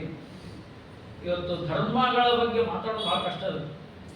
ಯಾಕಂದ್ರೆ ಬಹಳ ಗಾಡಿ ಹೊಡ್ಕೊಂಡ್ಬಿಟ್ಟಿವಿ ನಾವು. ಓಡಿ ಓಡಿ ಒಬ್ಬರು ಆಚಾರರು, ಓಡಿ ಓಡಿ ಒಬ್ಬರು ಪಂಡಿತರು, ಓಡಿ ಓಡಿ ಒಬ್ಬರು ಇವರು ಏನೋ ವಿದ್ವಾಂಸರು, ಅವ್ರಿಗೆ ತಾವು ತಿಳಿದಂತ ಮಾಡೋರು. ಏಕಮುಖ ಇಲ್ಲ. ಒಬ್ಬರು ಕೇಳಿದ್ರೆ ಹಂಗೆ ಹೇಳ್ತಾರೆ, ಒಬ್ರು ಕೇಳಿ ಹಿಂಗೆ ಹೇಳ್ತಾರೆ. ಅದಕ್ಕೆ ಈ ಅಷ್ಟೋತ್ತರದ ಮಂದಿ ಗುರುಗಳನ್ನ ಮಾಡ್ಕೊಂಡಿಲ್ಲ. ಅಷ್ಟೊತ್ತು ಮಹಿಳಾ ಮಂಡಲದವರೊಂದು, ಅಷ್ಟೋತ್ತರದೊಂದು ಇಬ್ಬರು ಗುರುಗಳಿಲ್ರಿ. ನಾ ಕೇಳಿದೆ, ಅದು ಸಂಗೀತಗಾರರು ಈ ಭಜನಿ ಮಾಡೋರಿಗೆ ಇಬ್ಬರು ಗುರುಗಳು ಬೇಕಾಗ್ತದೆ. ಯಾರು ಹೇಳ್ರಿ? ಸಂಗೀತಗಾರರು. ನಾವು ಬರೋಬ್ಬರಿ ಹಾಡ್ತೀವೋ ಇಲ್ಲೋ ನೋಡ್ಬೇಕು, ಹೌದಾ? ಸಾಹಿತ್ಯ ನೋಡ್ಲಿಕ್ಕೆ ಆಚಾರ ಬೇಕು, ಸಂಗೀತ ನೋಡ್ಲಿಕ್ಕೆ ಸಂಗೀತ ಗುರುಗಳು ಬೇಕು. ಇಬ್ಬರು ಬೇಕಾಗ್ತದೆ ಅವ್ರಿಗೆ. ಅವ್ರಿಬ್ಬರು ಬಿಟ್ಬಿಟ್ಟಾರೆ. ಈ ಕಡೆ ಅಷ್ಟೋತ್ತರದವರು ಒಬ್ಬರು ಆಚಾರ ಮಾಡ್ಬೇಕಲ್ಲ, ಅವರು ಬಿಟ್ಬಿಟ್ಟಾರೆ. ನಾನು ಕೇಳಿದವ್ರಿಗೆ ಯಾರಿಗೆ ತಪ್ಪು ಅಂತೀರಪ್ಪ, ಸ್ವಲ್ಪ ಸರಿಯಾಗಿ ಯಾರನ್ನ ಈ ಆಚಾರ ತಂದಿದ್ದಾರೆ. ಒಬ್ಬೊಬ್ಬ ಆಚಾರ ಒಂದೊಂದು ಮನೆ ಹೇಳ್ತಾರೆ. ಒಬ್ರು ಓಂ ಅನ್ರಿ ಅಂತಾರೆ, ಒಬ್ರು ಓಂ ಅನ್ಬ್ಯಾಡ್ರಿ ಅಂತಾರೆ. ಅವ್ರವ್ರೊಳಗೆ ಗದ್ದ ನಮ್ಗೆ. ಅದಕ್ಕೆ ಸುಮ್ಮನೆ ರಾಯರು ಚಂದ ಕೇಳ್ತಾರೆ ಅಂತೀವಿ. ನಮ್ಮನ್ನ ಹೇಳಿದಲ್ಲ, ನಾವು ಹೇಳ್ತೀವಿ, ಅವ್ರು ಕೇಳ್ತಾರೆ. ಹಿಂದ್ಯಾಕೆ ನೋಡೋ ಸಾಲ ಇಲ್ಲ. ಇಲ್ಲಿ ಬಂದು ಹೇಳ್ತದೆ. ಯಾಕಂದ್ರೆ ನಮ್ಮಲ್ಲಿ ಧರ್ಮ ಅನ್ನೋ ಶಬ್ದವೇ ಇಷ್ಟು ಕಾಂಪ್ಲಿಕೇಟೆಡ್ ಆಗಿ ಕೂತ್ಬಿಟ್ಟಿದೆ. ಅದೆಲ್ಲ ಹೋಗಬೇಕು ಅಂತಂದ್ರೆ ಅದಕ್ಕೆ ಒಳ್ಳೆ ಗುರುಗಳು ಬೇಕು. ಒಳ್ಳೆಯ ಸಾತ್ವಿಕರಾದ ಗುರುಗಳು ಮತ್ತು ಸರಿಯಾದ ಮಾರ್ಗದರ್ಶನ ಮಾಡುವಂತಹ ಗುರುಗಳು ಸಿಗೋ ತನಕ ಈ ಸಮಸ್ಯೆ ಇರೋದೆ. ಅದು ನಮ್ಮ ಗುರುಗಳಾದ ಗಲಗಲಿ ಆಚಾರ್ಯರು ಸಿಕ್ಕದು ನನ್ನ ಭಾಗ್ಯ ಅಂತ ನಾನು ತಿಳ್ಕೊಳ್ತೇನೆ. ಯಾಕಂದ್ರೆ ಅವರು ಒಂದು ನನಗೆ ಹೇಳಿದರು, ನೀನು ಸ್ವತಂತ್ರ ಅಂತಂದು. ಈ ವೈಚಾರಿಕ ಪ್ರಪಂಚದಲ್ಲಿ ನಿನ್ನ ಮನಸ್ಸಿಗೆ ಮನಃಪೂತ ಸಮಾಚಾರ, ನಿನ್ನ ಮನಸ್ಸಿಗೆ ಏನು ಅನ್ನಿಸ್ತದಲ್ಲ ಅದು ಕೊನೆಯದು. ಅದಕ್ಕೆ ಶಾಸ್ತ್ರದ ಆಧಾರ ಇರಬೇಕಷ್ಟೇ. ಶಾಸ್ತ್ರದ ಆಧಾರದ ಮೂಲಕ ತಿಳುವಳಿಕೆ ಬಂದ ಮಾನಸಿಕವಾದ ಒಂದು ಮನಸ್ಸಿನ ಸಮಾಧಾನ ಅಂತ ಏನಲ್ಲ, ಅದು ಧರ್ಮ. ಅದನ್ನು ಬಿಟ್ಟು ಉಳಿದೆಲ್ಲವೂ ಕೂಡ ಸುಮ್ಮನೆ ಗುದ್ದಾಟ ಒದ್ದಾಟ ಅಷ್ಟೇ. ಎಲ್ಲರೂ ಕಾಡ್ತಿರ್ತಾರೆ. ಅದರೊಳಗೆ ಈ ಎಂಜಲ ಮುಸುರಿ, ಅದರಲ್ಲಿ ಹೆಣ್ಣು ಮಕ್ಕಳು ಒಮ್ಮೆ ಧಾರವಾಡದ ಒಬ್ಬ ಕೆಣಮಲ್ಲ ಮನೆಗೆ ಬಂದಿದ್ದು, ಪ್ರವಚನಕ್ಕೆ ಬಂದಿದ್ದು. ಆಕೆ ಏನು ಅನಿಸ್ತೋ ಏನೋ ಪಾಪ, ಇವರು ಪ್ರಶ್ನೆ ಕೇಳಿದ್ರು ಉತ್ತರ ಹೇಳ್ತಾರೆ ಅಂತ ಅನಿಸಿರ್ಬೇಕು ಆಕೆಗೆ. ಕೆಲವರು ಆಚಾರ ನೋಡಿದ್ರು ಬರೋದಿಲ್ಲ, ಭಯೋತ್ಪಾದಕರಿದ್ದಂಗೆ ಇರ್ತಾನೆ. ಬರೋದೇ ಇಲ್ಲ, ಯಾರು ಪ್ರಶ್ನೆ ಕೇಳಿ ಬರೋದೇ ಇಲ್ಲ. ನನ್ನ ಹತ್ರ ಬರ್ಲಿಕ್ಕೆ ಮನೆಗೆ ಬಂದು ಏನೋ ಅಂತ ಕೇಳಿದ್ರೆ ಹಳ್ಳಿ ತಪ್ಪಿದ್ರಿ. ನನಗೆ ಮುಸುರಿ ದೆವ್ವ ಹಾಕೊಂಡ್ರಿ ಗೊತ್ತಾಗ್ತದೆ. ನನಗೆ ಏನು ಮಾಡಲಿ ನಾನು ಮನೆಯೊಳಗೆ. ಆಕಿ ಮುಸುರಿಕೆ ಬಂದು ಗೇಟ್ ಹಾಕೊಂಡು ಹೋಗ್ತಾಳೆ, ಅದು ತೊಳಿಬೇಕು. ನಿತ್ಯ ಹೋಗಿ ತೊಳೆದ್ಬಿಡ್ತೇನೆ ನಾನು. ಈ ಕಡೆ ಮನೆಗೆ ಬಂದು ಕೂಡ ಗ್ಯಾಸ್ ತೊಳಿಬೇಕು. ಆ ಗ್ಯಾಸ್ ಅನ್ನು ತೊಳಿತೀನಿ, ನಾನು ಸಿಲಿಂಡರ್ ಹೆಂಗೆ ತೊಳಿಲಿ, ಒಳಗೆ ಹೆಂಗೆ ತೊಳಿಲ್ಲ. ಏನು ಹೇಳಿಲ್ಲಪ್ಪ, ಗಾಬರಿ ಆಗ್ಬಿಟ್ಟು ನನಗೆ. ಆಮೇಲೆ ಯಾರೋ ಮನೆಗೆ ಬಂದು ಬಳಗದವ್ರು ಬರ್ತಾರೆ, ಹಾಸಿ ಮೇಲೆ ಕೊಡ್ತಾರೆ. ಅವ್ರು ಇಲ್ಲೋ ಚಿಂತ ಬಂದಿರ್ತಾರೆ, ಕೈ ತೊಳ್ಕೊಂಡಿರ್ತಾರೋ ಗೊತ್ತಿಲ್ಲ, ಹಾಸಿಗೆಲ್ಲ ತೊಳಿಬೇಕಲ್ಲ, ಅವ್ನು ಮುಗಿಬೇಕಲ್ಲ. ಏನು ಮಾಡಲಿ ಆಚಾರ ಅಲ್ಲಿ ಹಾಳಾಗೋಯ್ತು ನನಗೆ. ನನಗಿಂತ ನನ್ನ ಗಂಟೆಗೆ ಒಳಗೆ ತ್ರಾಸಾಗಿದೆ ಎಂದು ಅದು ಗೊತ್ತಾಗ್ತದೆ. ಸೈಕಿಕ್ ಆಗುತ್ತೆ. ನಾ ಹೇಳಿದೆ, ಒಂದೇ ಹೇಳಿದೆ, ಗಂಗಾ ನದಿ ನೀರಿಟ್ಕೋ, ಗೋ ಮೂತ್ರ ಇಟ್ಕೋ, ಗೋಮಯ ಇಟ್ಕೋ, ಮನೆಯೊಳಗೆ ಅದೊಂದು ಪಾತ್ರೆ ಒಳಗೆ ಹಾಕು. ಎಲ್ಲೆಲ್ಲಿ ಸಂಶಯ ಬರ್ತದೆ ಅಲ್ಲಿ ಗಂಗಾ ನೀರು ಹಾಕು. ಎಲ್ಲೆಲ್ಲಿ ನಿನಗೆ ಅಸಮಾಧಾನ ಆಗ್ತದೆ ಅಲ್ಲೆಲ್ಲ ಗೋಮೂತ್ರವನ್ನು ಹಾಕಿ. ಅದಕ್ಕಿಂತ ದೊಡ್ಡದು ನಮ್ಮ ದೇಶದೊಳಗೆ ಯಾವುದೂ ಇಲ್ಲ. ಬ್ರಹ್ಮಹತ್ಯಾ ಗೋಹತ್ಯಾಗಳನ್ನೇ ನಾಶ ಮಾಡತಕ್ಕಂಥ ಶಕ್ತಿ ಗಂಗಾದೇವಿಗಿರುವಾಗ ಯಾಕೆ ಚಿಂತೆ ಮಾಡ್ತೀರಿ ನೀವು? ಅಲ್ಲಿ ಗೌತಮ ಋಷಿಗಳ ಆಶ್ರಮದೊಳಗೆ ಬರಗಾಲ ಬಂದಾಗ ಎಲ್ಲ ಆಚಾರ್ಯರು, ಪಂಡಿತರು, ಯಜ್ಞಿಕಸ್ಥರು, ಪುರೋಹಿತರು, ಅಡಿಗೆಯವರು ಎಲ್ಲರನ್ನು ಸೇರ್ಕೊಂಡ್ಬಿಟ್ಟಿದ್ರು. ಪಾಪ ಅಡಿಗೆ ಮಾಡೋರು ಅಡಿಗೆ, ಯಜ್ಞ ಮಾಡೋರು ಯಜ್ಞ, ಪ್ರವಚನ ಮಾಡೋರು ಪ್ರವಚನ, ಸಾಧನ ಮಾಡೋರು ಎಲ್ಲರಿಗೂ ಊಟಕ್ಕೆ ವ್ಯವಸ್ಥೆ ಮಾಡಿದ್ರು ಗೌತಮರು. ಎಷ್ಟು ದಿವಸ ಅಂತ ಇರ್ತಾರ್ರಿ. ಮಳೆ ಬಂತು, ಎಲ್ಲ ಬರಗಾಲ ಹೋಯ್ತು. ಈ ಹೆಣ್ಮಕ್ಳೆಲ್ಲ ಮಂದಿ ಮನೆಗೆ ಎಷ್ಟಂತ ಇರೋದ್ರಿ. ಮತ್ತು ಹಳ್ಳಿಟ್ಟು ಕೊಡ್ರಿ ಅನ್ನೋದು, ಹಾಲು ಕೊಡ್ರಿ ಅನ್ನೋದು, ಇದು ಕಡಿಮೆ ಆಗಿಲ್ಲ ಅನ್ನೋದು, ಮೂಳೂರು ಅಳ್ತಾವ್ರಿ ಅವಲಕ್ಕಿ ಕೊಡ್ರಿ, ಎಲ್ಲ ಎಷ್ಟೊತ್ತು ಪರಾಧೀನ ಪ್ರಾಣ ಸಂಖ್ಯೆ ನಮ್ಮನಿಗೆ ನಾವು ಹೋಗೋಣ ಅಂತ ಅವ್ರು.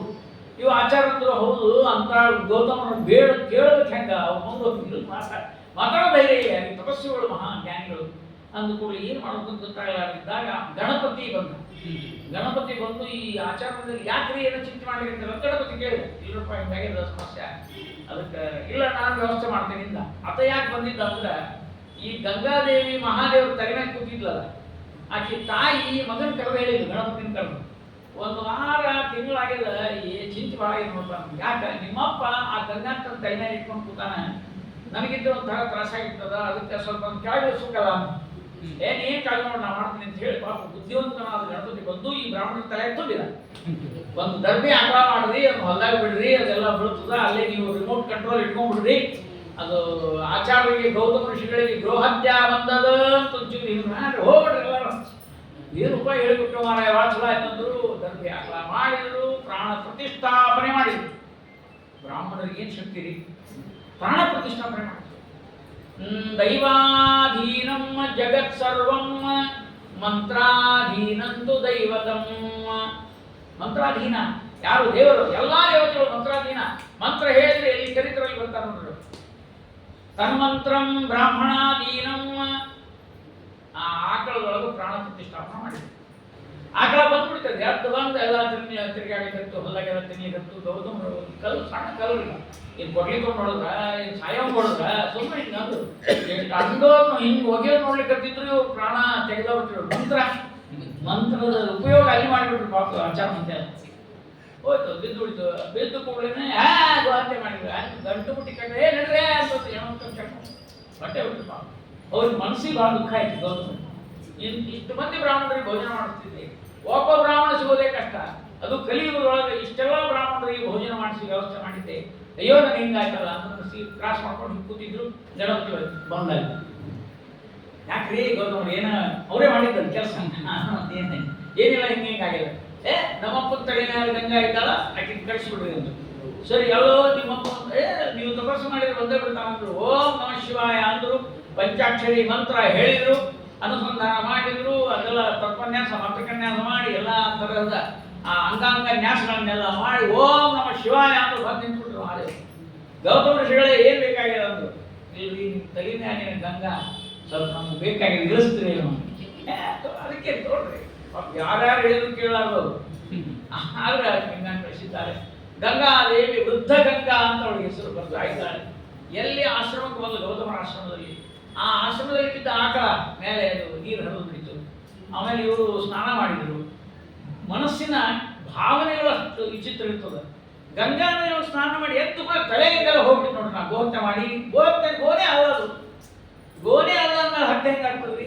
ಅದು ಅದರ ಮಾನಸಿಕ ಚಿಂತನೆ ಏನದ ಅಂದ್ರೆ ನಮ್ಮ ಭಾರತ ದೇಶದೊಳಗೆ ತಪ್ಪು ಮಾಡೋದಲ್ಲ, ತಪ್ಪು ಮಾಡೀನಿ ಅನ್ನೋ ಕಲ್ಪನೆಯೂ ಕೂಡ ಮಹಾ ತಲೆ ತಿಂದುಬಿಡ್ತದೆ.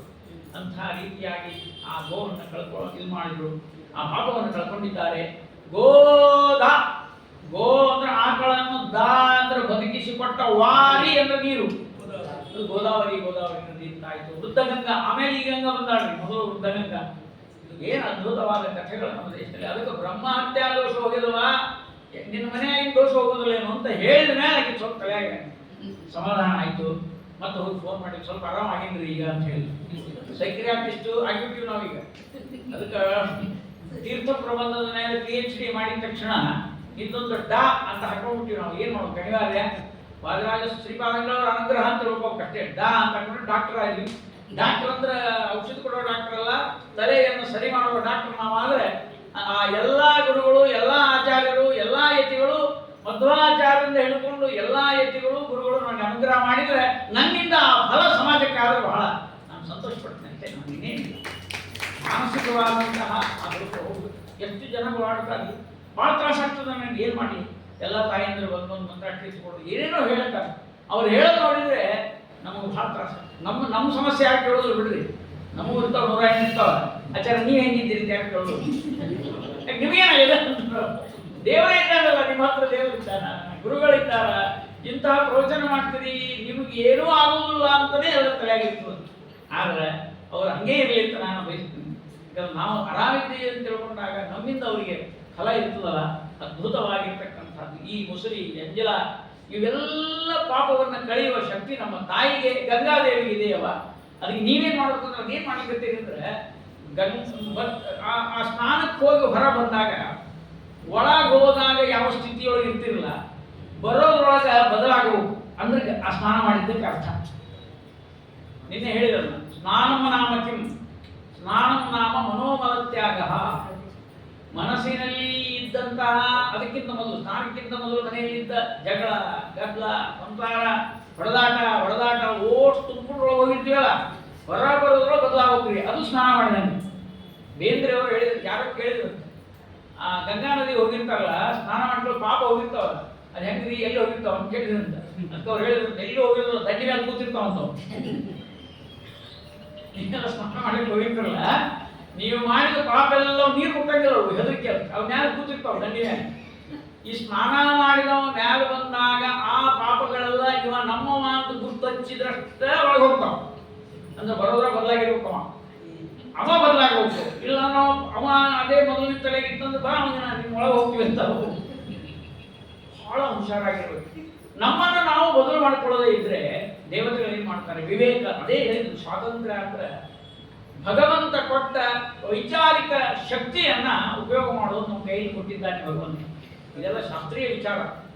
ಬಹಳ ಮಂದಿ ಕೇಳ್ತಾರೆ, ಎಲ್ಲ ದೇವರೇ ಮಾಡಿಸ್ತಾನಲ್ರಿ, ನಮ್ದೇನದ? ಎಲ್ಲ ಅವನದೇ ಅಲ್ಲ, ಪಾಪ ಎಲ್ಲ ಅವನದೇ, ಪುಣ್ಯ ಅವನದೇ, ಅವನ್ನೆಲ್ಲ ಹೀಗೆ ಅವನೇ ಮಾಡೋದು. ನಮ್ಮ ಕೈಲಿ ಏನೂ ಇಲ್ಲ ಅಂತ ಹೇಳ್ತಾರಲ್ಲ ಪ್ರವಚನದಾಗ. ಅದೇನಾಗ್ಬಿಡ್ತಾರೆ, ಕೆಲವು ಡೈಲಾಗ್ಸ್ ಇರ್ತಾವಲ್ಲ, ಅವು ಶಾಸ್ತ್ರದ ವಿಚಾರಗಳು ಬೇರೆ, ಈ ಪುರಾಣದಲ್ಲಿ ಹೇಳುವ ಮಾತುಗಳು ಬೇರೆ. ನಿಮಗೆ ಒಂದೇನೋ ವಿಶ್ವಾಸ ಬರಲಿ ಅಂತ ವ್ಯಕ್ತಿ ಹೇಳಿರ್ತಾರೆ, ಆದರೆ ಅದನ್ನೇ ಇಟ್ಕೊಳ್ಬಾರ್ದು. ಅದರೊಳಗೆ ಮತ್ತೆ ಬೇರೆ ಬೇರೆ ಬೇರೆ ಬೇರೆ ವಿಚಾರಗಳು, ಚಿಂತನೆಗಳು ಇರ್ತದೆ. ಹಾಗಾಗಿ ಈಗ ಬಟನ್ ಹಾಕಿದ್ರೆ ಲೈಟ್ ಹತ್ತದ ಅನ್ನೋದು ಎಲ್ಲರಿಗೂ ಗೊತ್ತದ. ಆದ್ರೆ ಆ ಬಟನ್ ಒತ್ತಿದಾಗ ಲೈಟ್ ಹತ್ತಿಲ್ಲ ಅಂದ್ರೆ ಯಾಕೆ ಹತ್ತಿಲ್ಲ ಅಂತ ಗೊತ್ತಾಗೋದು ಎಲೆಕ್ಟ್ರಿಷಿಯನ್ಗೆ ಮಾತ್ರ. ಯಾಕೋ ನೋಡಪ್ಪ, ಅವನಿಗೆ ಫೋನ್ ಮಾಡೋದು, ಅವ ಬರ್ತಾನೆ, ಅವ ಬಂದ ಇಲ್ರಿ ಇಲ್ಲಿ ಬರೋಬ್ರಿ ಏನೋ ಒಳಗೆ ಗದ್ದಾಗಿ, ಅದು ಒಳಗೆ ಗದ್ದಾಗಿ ನಮ್ಗೆ ಗೊತ್ತಿಲ್ಲ. ಹಾಗೆ ಶಾಸ್ತ್ರನೂ ಹಂಗೇನಿ. ಅದಕ್ಕೆ ಶಾಸ್ತ್ರ ಅಂತ ಸಮುದ್ರ ಇದ್ದಂಗೆ. ಉದಾಹರಣೆ ಹೇಳ್ಬಿಡ್ತೀನಿ, ಸಮುದ್ರ ಯಾವಾಗ ಏನು ಮಾಡ್ತಾರೆ, ಒಂದು ತೊಗೊಳೋದಿಲ್ಲ. ನೀವು ಸ್ನಾನ ಮಾಡ್ಲಿಕ್ಕೆ ಒಳಗೆ ಹೋದ್ರೆ ತೊಗೊಳೋದಿಲ್ಲ, ದಂಡಿ ಹಾಕಿ ಗೊತ್ತಿರ್ತದೆ. ಅಷ್ಟು ಧೈರ್ಯ ಮಾಡಿ ಒಳಗೆ ಹೋದ್ರೆ ಅಲ್ಲಿ ಒಳಗೆ ಮುದ್ದು ರತ್ನಗಳವ ಸಮುದ್ರದ, ಅದಕ್ಕೆ ರತ್ನಾಕಾರ ಅಂತ ಹೆಸರು ಸಮುದ್ರಕ್ಕೆ. ಒಳಗೆ ಹೋಗಿ ತರಲಿಕ್ಕೆ ಆಗ್ತದ? ಆಗುದಿಲ್ಲ. ಒಬ್ಬ ಹೋದ, ಅದು ದಂಡಿ ಬಂದ, ಇದೇನು ಸಮುದ್ರ ಹಿಂಗ್ಯಾಕೆ ಮಾಡ್ತಾರೆ ಅಂತ ಹೇಳಿ ಸ್ವಲ್ಪ ಒಳಗೆ ಹೋಗಿ ಹಡಗು, ಸಣ್ಣ ನೌಕರಿ ಒಳಗೆ ಹೋಗಿ ಹಾರಿಬಿಟ್ಟಾನೆ. ಆಡಿದ ಕೂಡಲೇ ಅವರು ನೌಕರಿ ಬೆಸ್ತರು ಇದ್ರಲ್ಲ, ಸಿಟ್ಟಿಗೆದ್ದು ಮತ್ತೆ ಅವನಿಗೆ ಹಿಡಿದು ಒಬ್ಬ ಮತ್ತೆ ಮುಳುಗಿ ಹೇಳೋದು ಹೇಳ್ಕೊಂಡು ಹೋಗಿ, ಹೇಳೋದು ಬೇಡ, ಆತ್ಮಹತ್ಯೆ ಮಾಡ್ಕೊಳ್ಳೋದು ನಾವೇ ಕರ್ಕೊಂಡು ಬರ್ತೀವಿ, ಗೋ ಮನೆ ನಮ್ಮೇಲೆ ಬರ್ತೀವಿ, ನೀನು ಯಾಕೆ ಬಿದ್ದಿ ಅಂತ. ಇಲ್ರಿ ಒಳಗೆ ಹೋಗ್ಬೇಕಾಗ್ಯದ ಮುಳುಗಿದ್ದಾನೆ, ಉತ್ತಾ ನಮ್ಮೆಲ್ಲ ವಾ ಅಂತ ಹೇಳಿ ಕರ್ಕೊಂಡು ಹೋದ್ರು. ಆಮೇಲೆ ಯಾರೋ ಬುದ್ಧಿವಂತ ಹೇಳಿದ್ರು, ನಿನ್ಗೆ ಒಳಗೆ ಹೋಗ್ಬೇಕು, ತಳಕ್ಕೆ ಹೋಗೋದು ಆಕ್ಸಿಜನ್ ಕಟ್ಕೊ ಒಳಗೆ ಹೋಗೋದು. ಆಕ್ಸಿಜನ್ ಕಟ್ಕೊಂಡು ಒಳಗೆ ಹೋದ್ರೆ ಒಳ ತನಕ ಹೋಗ್ಬೋದು, ಬದುಕಿ ಬರ್ಬೋದು. ಆ ಆಕ್ಸಿಜನ್ ಬೇರೆ ಯಾರು ಅಲ್ಲ, ನಮ್ಮ ಮಧ್ವಾಚಾರ್ಯರು ಅವರೇ. ಅವರನ್ನ ಬೆನ್ನಿಗಿಟ್ಟುಕೊಂಡು, ಆಶ್ರಯಕ್ಕಿಟ್ಟುಕೊಂಡು, ಶಾಸ್ತ್ರದ ಆಳದೊಳಗ ಮೂಲದೊಳಗ ಒಳಗೆ ಹೋಗಿ ಅಲ್ಲಿ ರತ್ನಗಳನ್ನು ತಗೊಂಡು ಬಂದ್ರು. ನಿಮ್ಗೆ ಆಯಾಸ ಆಗೋದಿಲ್ಲ. ಇಲ್ಲ ಅಂದ್ರೆ ಮೇಲೆ ಮೇಲೆ ಮೇಲೆ ಮೇಲೆ ವಿಚಾರ ಮಾಡೋರಿಗೆಲ್ಲ ಸಮಸ್ಯೆಗಳೇ. ಅದಕ್ಕೆ ನಾವೆಲ್ಲರೂ ಗುರುಗಳನ್ನು ಮಾಡ್ಕೋಬೇಕು. ಗುರುಗಳು ಇಲ್ಲದೆ ಇರೋದೇ ದೊಡ್ಡ ಸಮಸ್ಯೆ ಆಗಿದೆ. ಆದ್ರೆ ಗೃಹಸ್ಥರು, ಈ ನೌಕರಿ ಮಾಡಿದವ್ರಿಗೆ ಗುರುಗಳು ಇರುವುದಿಲ್ಲ. ಯಾರಂತ ಮಾಡ್ಕೊಳ್ಳೋದು ಕೇಳಿ ಸಾಕಾಗಿ ಹೋಗಿರ್ತದೆ. ನೌಕರಿ ಮಾಡಿ ಮಾಡಿ ಮಾಡಿ ಮಾಡಿ ದೊಡ್ಡದು 60 ವರ್ಷ ಆಗೋದ್ರೊಳಗೆ ಅವರು ಆ ಕಂಪನಿಯವ್ರಂತ 60 ಮನೆಗೆ ಹೋಗಿ ಸುಮ್ಮನೆ ಅಂತಾರ. ಚಲೋ ಇದ್ರೆ ಅವರೇ ಕಿತ್ತು 60 ವರ್ಷ ಸಿಗ್ತಾರ. 60 ಆದ್ಮೇಲೆ ನಾವು ಧಾರ್ಮಿಕ ಶುರು ಮಾಡ್ತೀವಿ. ಆ ಧಾರ್ಮಿಕದೊಳಗೂ ಶಕ್ತಿ ಇರಂಗಿಲ್ಲ. ಅಂದ್ರೆ ವೃತ್ತ, ನೇಮ, ಅನುಷ್ಠಾನ, ಸ್ನಾನ, ವಿಚಾರ ಶಕ್ತಿ. ವಿಚಾರನೂ ಅಲ್ಲ ಅನಿವಾರ್ಯ. ಏನಂದ್ರೆ ಎಷ್ಟೋ ಜನ ಪಾಠಕ್ಕೆ ಹೋಗ್ತಾರೆ, ಅಧ್ಯಯನ ಮಾಡ್ತಾರೆ, ಅವ್ರಿಗೆಲ್ಲ ಯೋಗ್ಯನೇ. ಯಾಕಂದ್ರೆ ನಮ್ಮ ಉಸಿರಿರುವವರೆಗೂ ಭಗವಂತನ ತತ್ವಜ್ಞಾನದ ಹಸಿವು ಇರಬೇಕು ನಮ್ಗೆ. ಅದು ಸರಿನೇ. ಆದ್ರೆ ಏನಾಗ್ತದೆ, 60ರ ಮೇಲೆ ಶಾಸ್ತ್ರಕ್ಕೆ ಹೋದಾಗ ಅದು ತಲೆಯಲ್ಲಿ ಹಿಡಿಯೋದಿಲ್ಲ, ಆ ಶಕ್ತಿನೂ ಇರೋದಿಲ್ಲ ನಮಗೆ. ಆದರೂ ಇಷ್ಟರ ಪುಣ್ಯವಂತಲ್ಲ ಅಂತ ಅದು ಯೋಗ್ಯವಾದ ರೀತಿಯಲ್ಲಿ ಮಾಡ್ತಾ ಇರ್ತೀವಿ. ನಿಧಾನಂ ಧರ್ಮ, ಅದಕ್ಕೆ ಗಂಗಾ ಆಗ್ಬಿಟ್ಲು, ನೀವು ಎಷ್ಟು ಮಾಡ್ತಿರೋ ಗೊತ್ತಿಲ್ಲ, ಬಂದು ಸ್ನಾನ ಮಾಡ್ಬಿಡ್ರಿ ಎಂದು. ಎಲ್ಲ ಧರ್ಮ ನನ್ನೊಳಗದ ಅಂತ. ನಿಧಾನಂ ಧರ್ಮಾಣಂ ಕಿಮಪಿ ಚ ವಿಧಾನೋದಾಮ. ಎಷ್ಟು ಸಲ ಗಂಗಾ ನದಿ ಹೋಗಿ ಸ್ನಾನ ಮಾಡಿದ್ರು ಹೊಸ ಒಂದು ಆನಂದ ಆಗ್ತದೆ. ನವಮುದಾಂ ಅಂದ್ರೆ ಏನೋ ಒಂಥರ ಖುಷಿ, ಆನಂದ. ನೀವು ಅಯ್ಯ ಹೋಗಿದ್ದೀರಿ ರಗಡಸಲ ಅನ್ನಂಗೆ ಇಲ್ಲ, ಇನ್ನೊಂದ್ಸಲ ಹೋಗ್ಬೇಕು ನೋಡ್ರಿ, ಇನ್ನೊಂದ್ಸಲ ಮತ್ತೊಂದ್ಸಲ ಹೋಗ್ಬೇಕು. ಅಲ್ಲ ಗಂಗಾದ ಹರಿ ಕೇಳಿದ್ರೆ ಇಷ್ಟ ಆಗ್ತದೆ. ನೀರಿನಲ್ಲಿ ಮುಳುಗಿದಾಗ ಆಗುವ ಆನಂದವೇ ಬೇರೆ. ಪ್ರಧಾನಂ ತೀರ್ಥಾನಾಂ ನಿಧಾನಂ ಧರ್ಮಾಣಾಂ ಕಿಮಪಿ ಚ ವಿಧಾನಂ ನವಮುದಾಂ. ಪ್ರಧಾನಂ ತೀರ್ಥಾನಾಂ, ಎಲ್ಲ ತೀರ್ಥಗಳಿಗೆ ಪ್ರಧಾನ. ಅಮಲ ಪರಿಧಾನಂತು ಜಗತಃ. ಇದು ಹೆಂಗದಂದ್ರೆ ಮನುಷ್ಯನಿಗೆ ಒಂದು ಬಟ್ಟೆ ಉಟ್ಟರೆ ಮರ್ಯಾದೆ, ಹೌದಾ?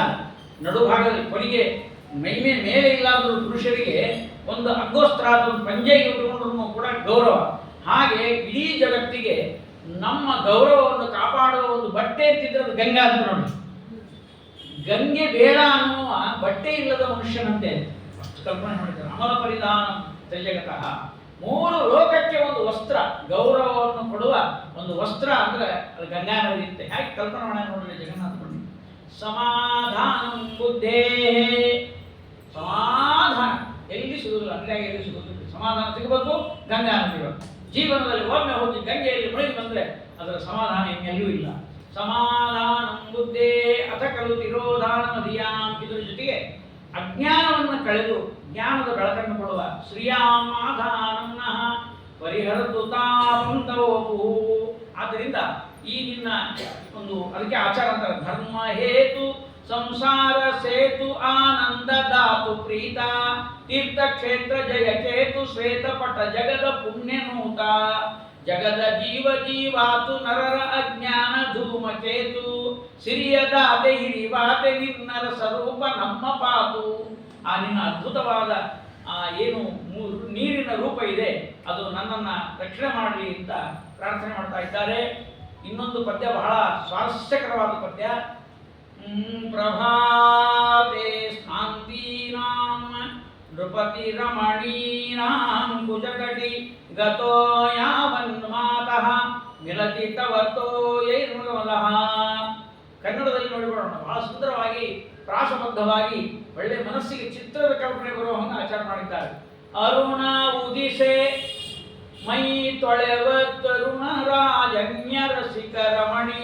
ರಾಜರಮಣಿಯರು, ರಾಜನ ಪತ್ನಿಯರು ಅರುಣ ಉದಿಸೆ 4 ಮತ್ತು ಬಿಸಿಲು ಬಂದ ಮೇಲೆ ತಣ್ಣಗಾವ ನೀರು, ಗಂಗಾ ನದಿ ನೀರು ಅಂತಲ್ಲ, ಆ 4:30 ಗಂಟೆಗೆ ಸ್ನಾನಕ್ಕೆ ಹೋಗ್ತಾರಂತ ರಾಜರಮಣಿಯರು. ಅರುಣ ಉದಿಸೆ ಮೈ ತೊಳೆವ ತರುಣ ರಾಜನ್ಯ ರಸಿಕ ರಮಣಿ. ಅದು ಸಂಸ್ಕೃತದೊಳಗೆ ಪ್ರಭಾತೆ ಸ್ನಾಂತೀನಾಂ ನೃಪತಿ ರಮಣೀನಾಂ ಕುಚಕಟಿ ಗತೋ ಯಾವನ್ಮಾತಃ ಮಿಲತಿ ತವತೋ ಯೈರ್ಮೃಗಮಲಃ. ಅರುಣ ಉದಿದ ಮೈ ತೊಳೆವ ತರುಣ ರಾಜನ್ಯ ರಸಿಕ ರಮಣಿ. ಅವರು ನೀರಿಗೆ ಇಳಿತಾ ಇದ್ರು. ನೀರ ಸಾರೆ ಕಸ್ತೂರಿ, ಅವ್ರು ಕಸ್ತೂರಿ ಹಚ್ಕೊಂಡಿರ್ತಿದ್ರು ಹಣೆಗೆ ಮೈಗೆ, ಗಂಧ, ಕಸ್ತೂರಿ ಗಂಧ. ಅದು ತಿರುಪತಿ ವೆಂಕಟರಮಣ ಹಚ್ಚಿರ್ತಾರೆ ಶುಕ್ರವಾರಕ್ಕೊಮ್ಮೆ. ನಮಗೆ ನಿಮ್ಗೆ ಭಾಳ ತುಟ್ಟೆದ್ರಿ, ಅದು ಸಿಗುದಿಲ್ಲ. ಕಾಮ್ ಕಸ್ತೂರಿನೇ ಗತಿ ನಮ್ಗೆ, ಮನೆ ಮುಂದೆ ಆ ಕಸ್ತೂರಿ ಸಿಗೋದಿಲ್ಲ ನಮ್ಗೆ. ಆದರೂ ಕೂಡ ರಾಜ ರಮಣೀಯರು ಅದನ್ನು ಹಚ್ಚಿಕೊಂಡು ನೀರಿನಲ್ಲಿ ಇಳಿದಾಗ ನೀರ ಸಾರೆ ಕಸ್ತೂರಿಯು ಜಾರೆ, ಆ ಕಸ್ತೂರಿ ನೀರಿಗೆ ಹತ್ತಿ ಬಿಡ್ತಿತ್ತಂತ. ಆ ಕಸ್ತೂರಿ ಮೃಗದ ಗಂಧ, ಅದರ ಒಂದು ಅದ್ಭುತವಾದ ಪರಿಮಳ, ಅದರ ಚೂರು ತುಣುಕು ಕರಿ ಇರ್ತದೆ, ಕಪ್ಪಿರ್ತದೆ. ಆ ನೀರಿಗೆ ಹತ್ತಿದ ಕೂಡಲೇ ಅದು ಚಿಗುರಿ ಎಲ್ಲೋ ಸತ್ತು ಹೋಗಿರ್ತಿತ್ತು. ಬೆಟ್ಟದೊಳಗೋ ಗುಡ್ಡದೊಳಗೋ ಗಿಡದ ಕೆಳಗೋ ಅರಣ್ಯದೊಳಗೋ ಎಲ್ಲೋ ಒಂದು ಕಡೆಗೆ ಆ ಪ್ರಾಣಿಗಳೆಲ್ಲ ಸತ್ತು ಎಲವಾಗಿರ್ತಿದ್ವು, ಸೌದು ಹೋಗ್ತಿರ್ತಿತ್ತು. ಯಾವಾಗ ಇವರು ಸ್ನಾನ ಮಾಡಿದ ತಕ್ಷಣ ಏನು ಪರಿಣಾಮ ಅಂತ ಕವಿ ವರ್ಣನೆ ಮಾಡ್ತಾರೆ. ಅರುಣ ಉದಿದ ಮೈ ತೊಳೆವ ತರುಣ ರಾಜನ್ಯ ರಸಿಕ ರಮಣಿ ನೀರ ಸಾರೆ ಕಸ್ತೂರಿಯು ಜಾರೆ ಕುಚವೇರೆ ತುಂತು ರಮಣಿ. ಪುಣ್ಯ ಚಿಗುರಿ, ಅವಕ್ಕೆ ಪುಣ್ಯ ಚಿಗುರ್ತಿತ್ತು. ಯಾರಿಗೆ? ಚಿಗರಿಗೆ ಪುಣ್ಯ ಚಿಗುರಿ. ಚಿಗುರಿ ಬೇರೆ, ಚಿಗರಿ ಬೇರೆ.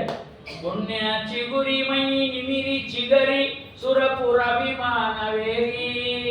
ಆಗಿಂದಾಗಲೇ ದೇವದೂತರು ವಿಮಾನ ತಗೊಂಡು ಬಂದ ಆ ಸತ್ತ ಕಸ್ತೂರಿ ಮೃಗದ ಮುಂದ ವಿಮಾನವನ್ನು ನಿಂತಿತ್ತಂತೆ.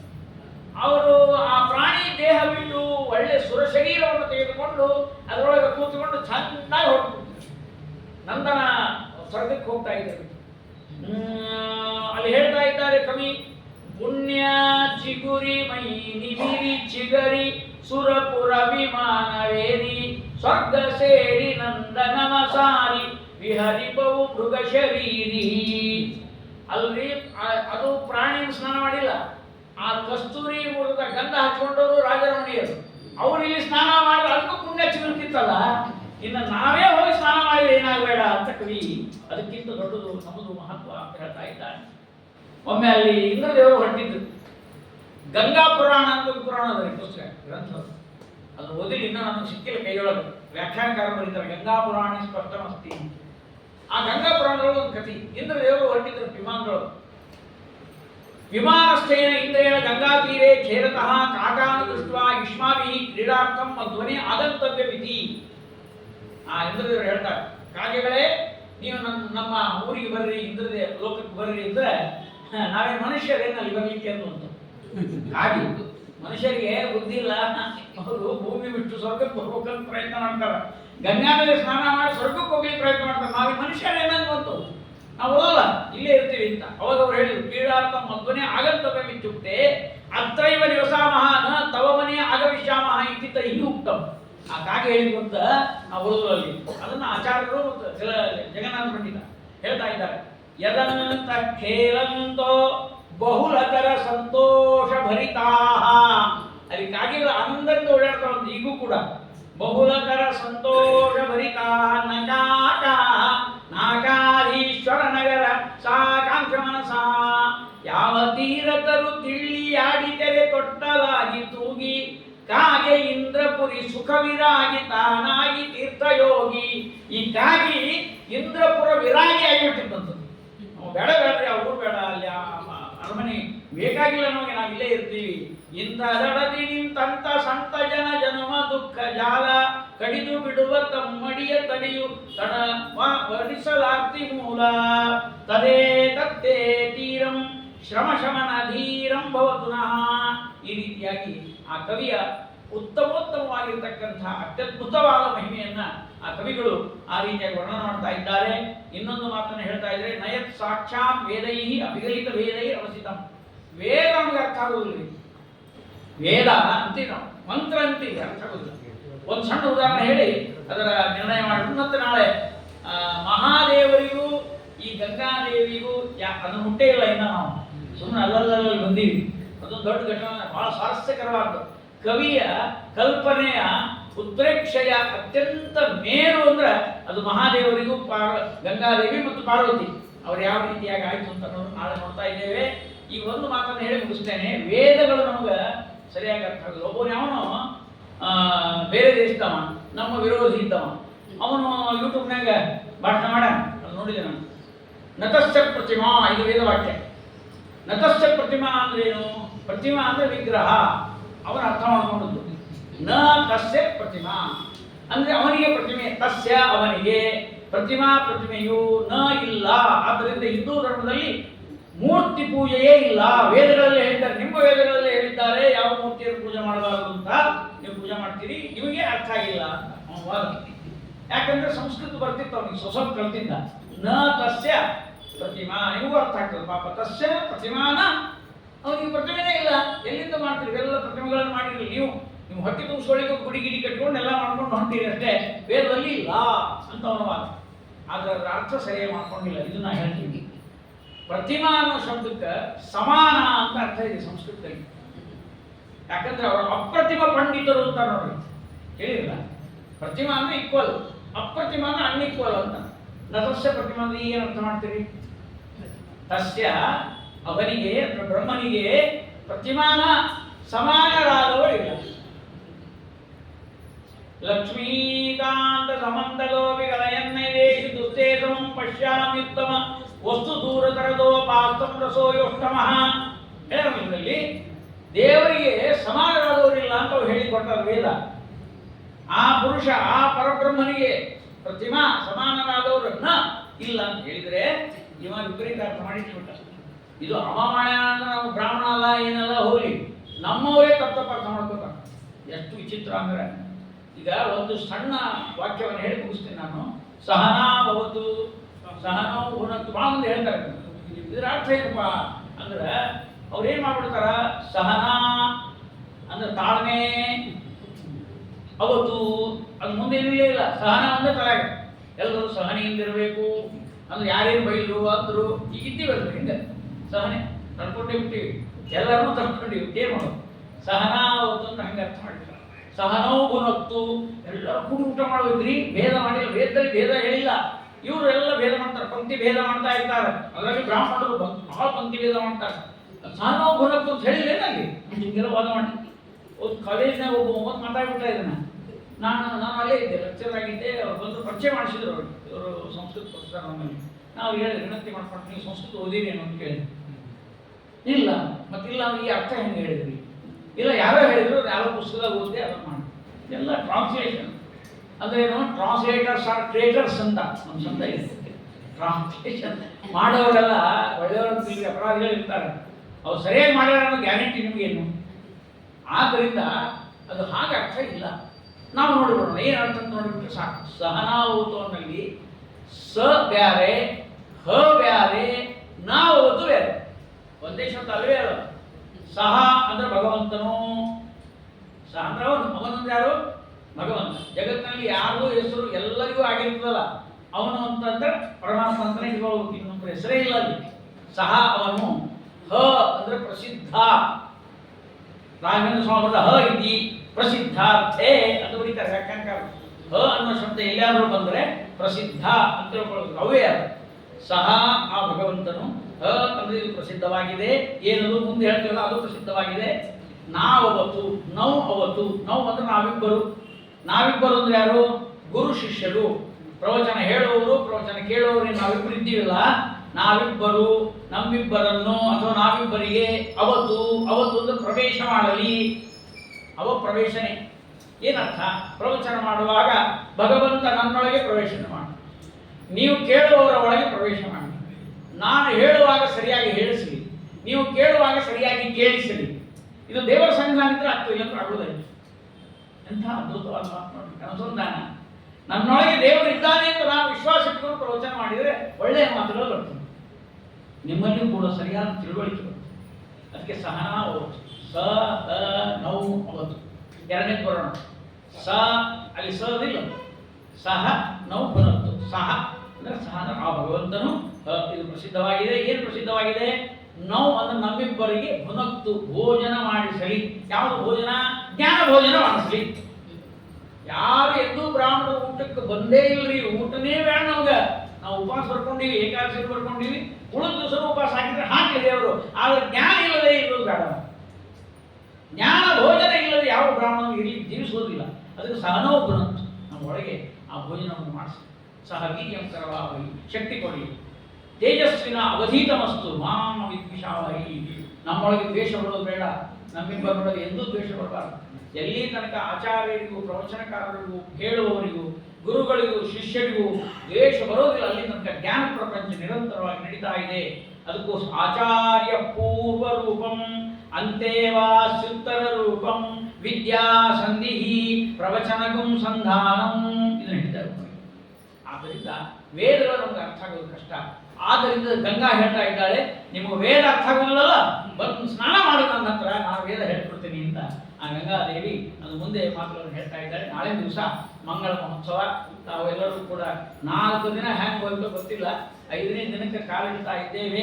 ಈ ಪಂಚ ದಿನದ ಅದ್ಭುತವಾಗಿರ್ತಕ್ಕಂತಹ ಗಂಗಾದೇವಿಯ ಸ್ತುತಿ ನಮ್ಮ ಪಂಚೇಂದ್ರಿಯಗಳಿಗೆ, ಪಂಚ ಕರ್ಮೇಂದ್ರಿಯಗಳು, ಪಂಚ ಜ್ಞಾನೇಂದ್ರಿಯಗಳು, ಒಂದು ಮನಸ್ಸು, 11 ಇಂದ್ರಿಯಗಳನ್ನು ಪರಮಪಾವನವನ್ನಾಗಿ ಮಾಡಿ ನಮ್ಮ ನಾಡಿಗಳಲ್ಲಿ ಗಂಗಾ ಪ್ರವಾಹ ಆಗಿ ನಮ್ಮ ಇಡ, ಪಿಂಗಳ ಮತ್ತು ಸುಷುಮ್ನ ನಾಡಿಗಳಲ್ಲಿ ಯೋಗ ಶಕ್ತಿ ಬರುವಂತೆ ಗಂಗಾದೇವಿ ಮತ್ತು ಯಮುನಾ ಮತ್ತೆ ಸರಸ್ವತಿ ಈ 3 ತ್ರಿವೇಣಿ ಸಂಗಮ ಆಗಿ ಸಹಸ್ರಾರ ಚಕ್ರದಿಂದ ಆ ಭಗವಂತನ ದರ್ಶನ ಆಗುವ ಯೋಗ ಶಕ್ತಿಯನ್ನ ಭಗವಂತ ಕೊಡಲಿ. ನಮ್ಮ ವಾಯುದೇವರು ಅಣ್ಣ ಆ ಗಂಗಾದೇವಿ ತಂಗಿ, ಅದಕ್ಕೆ ಅವರು ಸಂತೋಷದಿಂದ ಕೇಳ್ತಾ ಇದ್ದಾರೆ. ವಾಯುದೇವರು ಅವರು ನಮಗೆ ಅನುಗ್ರಹ ಮಾಡಲಿ. ಮಧ್ವ ಸಂಘದ ಎಲ್ಲ ಭಕ್ತರ ಈ ಒಂದು ಸಂಘ ಅಂದ್ರೆ ಸಮೂಹ, ಇನ್ನೊಂದು ಸಂಘ ಸಣ್ಣದೂ ಇಲ್ಲಿ. ಯಾಕಂದ್ರೆ ಸಂಘ ಇದ್ರೆ ಸಂಘ ಎಲ್ಲರೂ ಕೂಡ ನಾವು ಈ ಸಂಘ ಮಧ್ವ ಸಂಘದಲ್ಲೇ ಇರೋಣ ಮತ್ತು ಸಂಘದಲ್ಲಿ ಬರೋಣ. ಈ ರೀತಿಯಾಗಿ ನಮಗೆಲ್ಲ ಒಳ್ಳೆಯದಾಗಲಿ ಅಂತ ಹೇಳ್ತಾ, ನೀವೆಲ್ಲ ಭಕ್ತಿಯಿಂದ ಶ್ರವಣ ಮಾಡಿದ ನಮಗೆ ನಾಳೆ ದಿವಸ ಮತ್ತೆ ಮಂಗಳ ಮಹೋತ್ಸವವನ್ನು ಮಾಡೋಣ ಅಂತ ಹೇಳ್ತಾ, ಯಥಾ ಪ್ರಕಾರವಾಗಿ 6:30ಗೆ ಆ ಗಂಗಾದ ಹರಿಯ ಮಂಗಳ ಮಹೋತ್ಸವ. ಎಲ್ಲ 52 ನುಡಿಗಳಿವೆ. ನಾನು ಮೊದಲೇ ಹೇಳ್ಬಿಡ್ತೇನೆ, ಅಷ್ಟು ಹೇಳಿಕ್ಕೆ ಆಗೋದಿಲ್ಲ. ಆದರೂ ಕೂಡ ಒಂದು ಸ್ವಲ್ಪ ಸ್ನಾನ ಮಾಡಿದರೂ ಅದು ಪುಣ್ಯ ಜಾಸ್ತಿ ಬರ್ತದೆ. ಏನು ಇಡೀ ಗಂಗಾ ನದಿ ಮುಳುಗೋಕಂತಿಲ್ಲ, ಎಲ್ಲೋ ಒಂದು ಕಡೆ ಮುಳುಗಿ ಹಾಕಿದ್ರು ನಮಗೆ ಆನಂದ. ಹಾಗೆ ಒಂದೊಂದು ಶ್ಲೋಕಗಳನ್ನು ಕೇಳಿದರೂ ಕೂಡ ನಮ್ಗೆ ಜನ್ಮ ಪಾವನ ಆಗಲಿ ಅಂತ ಹೇಳ್ತಾ, ನಾನು ನಾಳೆ ದಿವಸ ಮಂಗಳ ಮಹೋತ್ಸವಕ್ಕೆ ಬರ್ತೇನೆ. ಶ್ರೀಕೃಷ್ಣ. ಆಚಾರ್ಯ ಹೇಳಿದರೆ ನಾಳೆ ಮಂಗಳ 6:30 ಗಂಟೆಗೆ ದಯವಿಟ್ಟು ಎಲ್ಲರೂ ಬರಬೇಕು ಅಂತ ಕೇಳ್ಕೊಳ್ತಾ ಇದ್ದಾರೆ. ಒಂದು ವಿಚಾರ, ಈಗಾಗಲೇ ಅವರು ನಮಗೆ ಸಬ್ಜೆಕ್ಟ್ಗಳು ಏನೇನು ನಾವು ಈ ಒಂದು